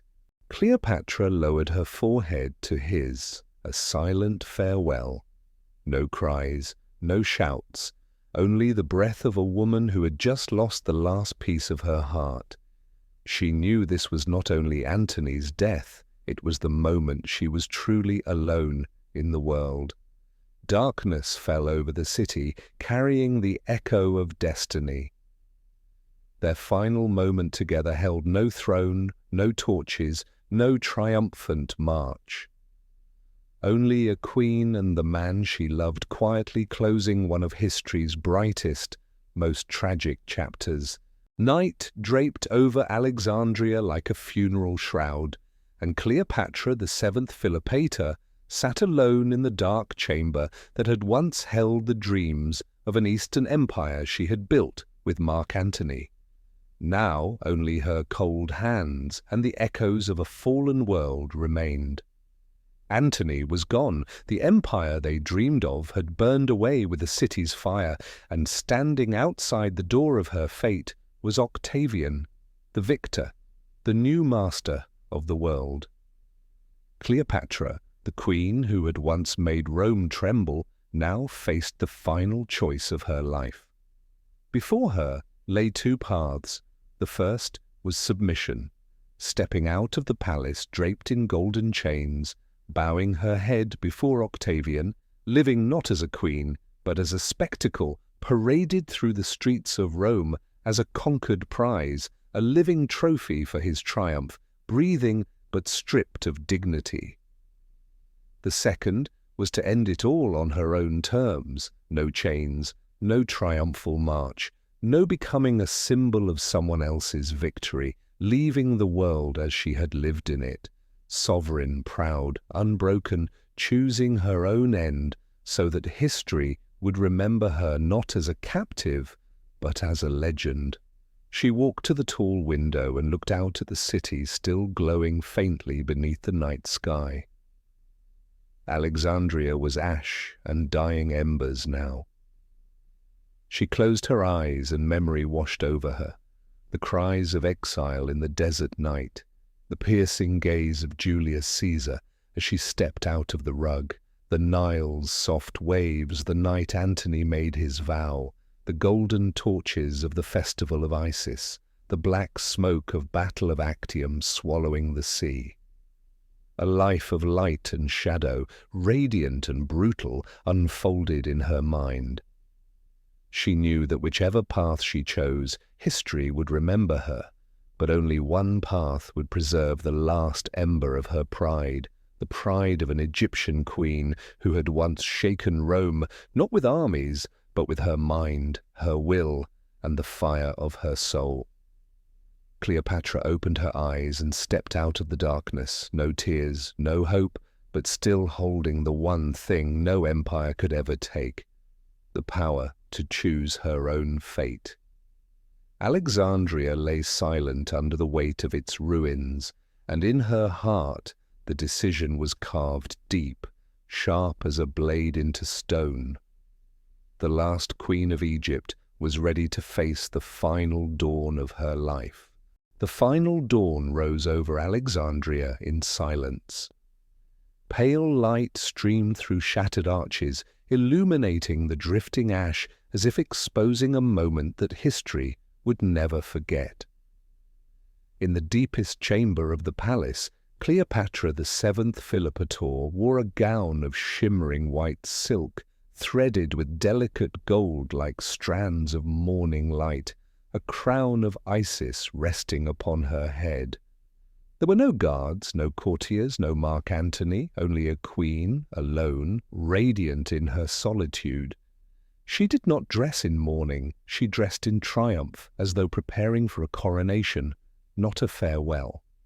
To Cleopatra, death was not an end, but a refusal to be paraded through Rome as a symbol of defeat in the hands of Octavian. Outside, Roman troops surrounded the city. Octavian's envoys waited at the palace gates, expecting submission. They thought they would see a trembling woman in golden chains. What they would witness instead was an unbroken emblem of a dying world. Cleopatra took her seat on the throne one last time. The morning light fell across her face, her black eyes deep and proud, untouched by fear. In her hand the cobra coiled, a living symbol of Egyptian royalty. Born a queen, she would die a queen. No one would drag her through the streets of Rome like a conquered prize. No one would see her kneel to an empire she had once made tremble. She ran her fingers along the serpent's head and whispered something ancient and sacred. As it slithered up her arm, sunlight caught her skin and turned her into a golden figure, eternal, untouchable, something more than mortal. In perfect stillness she let it strike. Her breath slowed, but her gaze remained proud, unbroken, as if Isis herself were ascending into eternity. When Roman soldiers stormed the palace, they did not find a broken queen, they found a legend. Cleopatra, the last queen of Egypt, had left the world with her head held high, draped in sunlight, free of chains, beyond conquest. Her beauty in that final moment was not the beauty that had once ensnared Rome's most powerful men, but the beauty of freedom, a beauty greater than victory or defeat. Outside, the sun climbed higher, wind moved through the ruins. and the breath of a vanished age whispered through the stone. Cleopatra no longer lived, but her name became immortal, not as a prisoner, but as a queen who chose death over surrender. Morning light spilled through the shattered arches and slid across the cold marble floor. Faded gold on the walls still cast a fragile glow, the last breath of a fallen empire. This had once been the most secret chamber of Alexandria, the place where Cleopatra VII Philopator had received envoys, signed pacts, and drawn the outlines of a dream, an Eastern power to stand against the Roman Republic. Now it was where she prepared to meet the final moment of her life. The queen sat alone on a golden chair inlaid with gems. Sunlight brushed her face, sharpening the proud lines that had once made Julius Caesar and Mark Antony bow to her without a word. There were no courtiers, no fleets, no crown of power anymore, only a woman facing a destiny she had chosen for herself. She gently touched the sun-disk crown of Isis, adjusting each fold of her robe. Every movement was slow and deliberate, not born of fear, but of the certainty that this last image would be the one history remembered. She would not let the victors claim the sight of a broken queen. They would witness a goddess leaving in gold. Sea wind drifted through the windows, carrying the scent of salt mingled with the lingering incense that had once perfumed the palace. In the corner of the room sat a lidded wicker basket. Inside, silent and patient, waited the cobra, the emblem of royal power, the end she had chosen. Cleopatra approached and knelt on the cold stone floor.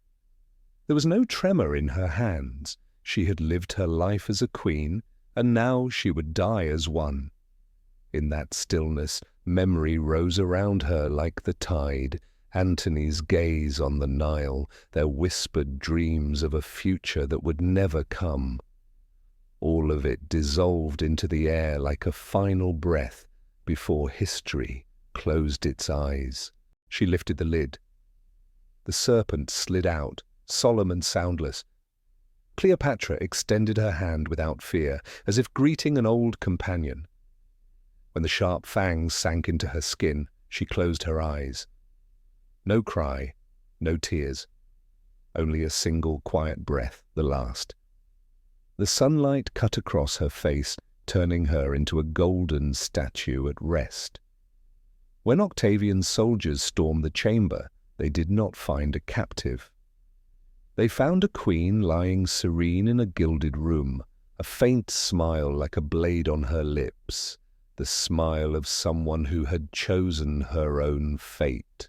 The golden chamber became a place where time itself paused. Outside, Roman horses clattered on the streets of Alexandria. Inside, the old world ended in perfect silence. Cleopatra's final breath melted into the air like an oath. She did not die because she lost, but because she refused to bow. And from that moment, a dynasty ended, but a legend began. The sky over Alexandria was eerily quiet. No more cheers from the soldiers of the Roman Republic, no more cries, no more clashing of the swords that had sealed the fate of empires. Sea wind slipped through the shattered arches, flowing into the golden chamber where Cleopatra VII Philopator sat in stillness, as though the entire world were holding its breath for a moment that stood outside of time. On the cold stone floor, the wicker basket lay open. The cobra, the emblem of Egyptian royal power, coiled beside the queen. It was no longer a creature of danger, but a sacred part of a rite. For millennia, the pharaohs had revered it as a divine spirit, the passageway between the living and the eternal. Now it was Cleopatra's last companion, the messenger guiding her beyond the mortal realm. Morning light slanted softly through the broken window, gilding her face in gold. She no longer breathed, yet a faint smile lingered on her lips, the smile of a queen who had chosen her end, refusing to let anyone else write it for her. The serpent lay silent at her side, its head lifted high, as if standing guard over her soul. In the stillness, it seemed to whisper an ancient incantation, one only the gods and pharaohs could understand. Octavian's soldiers burst in, but no one spoke. No shouts, no triumph, no mockery. Even the victors were struck mute by the quiet majesty of a queen who died on her own terms. They saw Cleopatra not as a captive brought to her knees, but as a goddess stepping down from her throne and into eternity. In Egyptian legend, the cobra was the uraeus, the symbol of ultimate power, the breath of Isis, the oath of the pharaohs. When it struck Cleopatra, people believed it did not merely take her life. It opened the gate to the divine, where no chains of Rome, no will of Octavian, no hand of history could touch her. Outside, the sun climbed higher, and the waves of the Mediterranean Sea lapped the shore, merging with the wind into a solemn hymn. The golden chamber became the place where destiny closed its eyes and legend began to breathe. The serpent slipped away silently, leaving behind a sacred emptiness beside the queen. From that moment, Egyptians believed Cleopatra's soul became a star blazing in the night sky.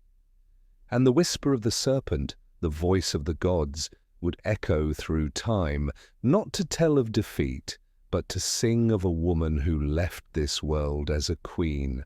No chains, no submission, only silence and immortality. The next morning, Alexandria was wrapped in an uncanny silence. No market cries, no fishermen pulling their boats, no wheels rolling over the marble streets. Every sound seemed swallowed by a heavy stillness that hung over the city. Sea wind drifted through abandoned squares, past crumbling towers and scorched rooftops that had once gleamed gold. A city that had been the brightest jewel of the East, a center of knowledge, power, and light, now lay still, like a giant body whose heart had stopped beating. There was no music, no torchlight, only thin columns of smoke curling upward, like threads binding the past to the void. Alexandria itself seemed to mourn the queen who had loved, who had fought, and who had chosen to leave this world on its soil. Beyond the palace, the Mediterranean Sea was quiet. Octavian's warships floated motionless on the water like dark, silent shadows. There were no cheers, no triumphant fanfare, because even the victors understood they had not merely conquered a city, they had ended an era. Inside the golden palace, where the warmth of Cleopatra VII Philopator still lingered on the cold stone steps, only the faint whisper of the wind moved through the long corridors. No one laughed, no one wept. Time itself seemed to pause and bow its head before the fate of a queen who refused to kneel. Along the banks of the Nile, Egyptians stood in silence, gazing at the royal palace, once radiant with gold, now veiled in the ash of its own ending. They did not speak, but in their hearts they knew the age of the pharaohs had truly come to an end. Alexandria would no longer be the capital of a free kingdom, but a jewel set into the imperial crown of Rome. And yet, within that silence, something deep and unbroken remained. The people knew Cleopatra had not died as a prisoner. She had left as a queen. Because of that, no sword, no law, no foreign empire could erase her memory. It would live on in the breath of the city, in the waves of the Mediterranean, in the stars that shone over Egypt's night skies. Alexandria's silence was not born of fear, but of reverence. A chapter of history had closed, not to be forgotten, but to be remembered as legend. Years after Alexandria burned and fell into silence, the name of Cleopatra VII Philopator still echoed through distant harbors, roads, marketplaces, and palaces. The Roman Republic had seized the city, raise its banners over the Egyptian walls, and claim victory for the world to see. But they could never erase the image of the woman who had once dared to challenge an empire. They called her many names: Femina Serpens, the woman of the serpent; Regina Orientis, Queen of the East; Cleopatra, the emblem of an age radiant, mysterious, and dangerous. Stories about her spread like a quiet flame beneath the surface. The woman who made two of the most powerful men in the world pause, who turned love into a weapon, and who chose death over chains. In Roman taverns, soldiers and wanderers spoke of her eyes, eyes that could unnerve even the hardest warriors. In libraries, scholars whispered about her brilliance, a queen fluent in many tongues, versed in astronomy, politics, and philosophy, a mind sharp enough to make the mightiest empire wary. In Egyptian temples, her name was spoken like that of a goddess, a woman who never bowed to fate. She was not just a woman, she was a symbol. In a world ruled by men, Cleopatra stood tall, negotiated, loved, fought, and decided her own destiny. To Rome, she was the Eastern threat. To humanity, she was proof that power does not always reside in the sword. It can live in a single glance, a single word, a single choice. And so, legend was born. People said that on quiet nights along the Mediterranean, if one stood by the ruins of ancient Alexandria, they could hear the wind whisper like her voice. No one can force a queen to kneel.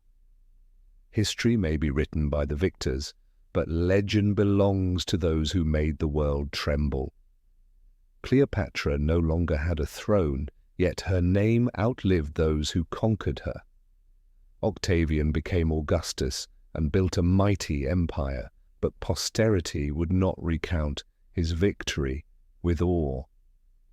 They would speak of Cleopatra with fascination, with longing, with their eyes lifted to the night sky. Her story was never a dirge of defeat, but a reminder. Some people are born never to bow.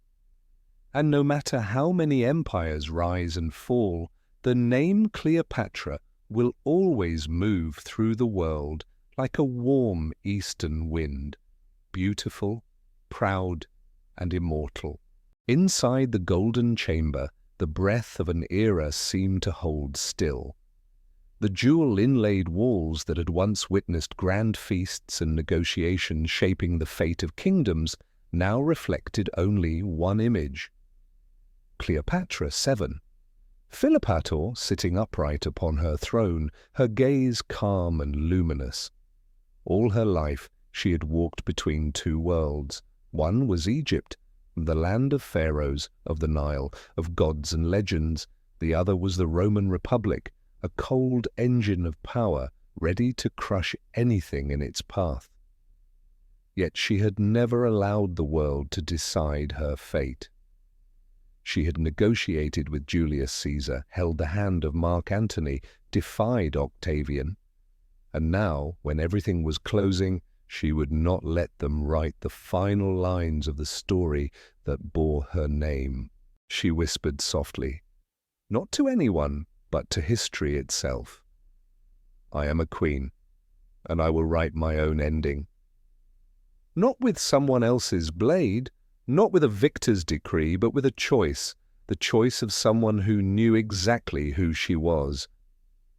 When the fangs of the cobra pierced her skin, she did not flinch, she did not cry. In the pale morning light, Cleopatra appeared like a goddess stepping out of myth. Her head held high, her eyes fierce, utterly unbound. Outside, the footsteps of Roman soldiers drew near. But there was nothing left for them to conquer. The queen had departed, not in chains, but in absolute freedom. No one would ever parade her through Rome as a prize of war, because she had already claimed victory in her own way. The victory of choosing her fate. When Octavian's men opened the chamber doors, they saw a scene both silent and radiant. The Queen of Egypt, lying still amid the soft gold of morning, her face serene, her lips curved in a faint, defiant smile. The smile of a woman who had written the ending with her own hand. From that moment on, history no longer belonged solely to the victors, but became a story. The story of a woman who lived and died like a flame, fierce, proud, unbowed. Across the centuries, her final words would echo over the Mediterranean Sea and in Egypt's memory. "I am a queen, and I will write my own ending." It was not merely a declaration, it was an immortal inscription, the last line of a fallen empire and the first breath of an undying legend.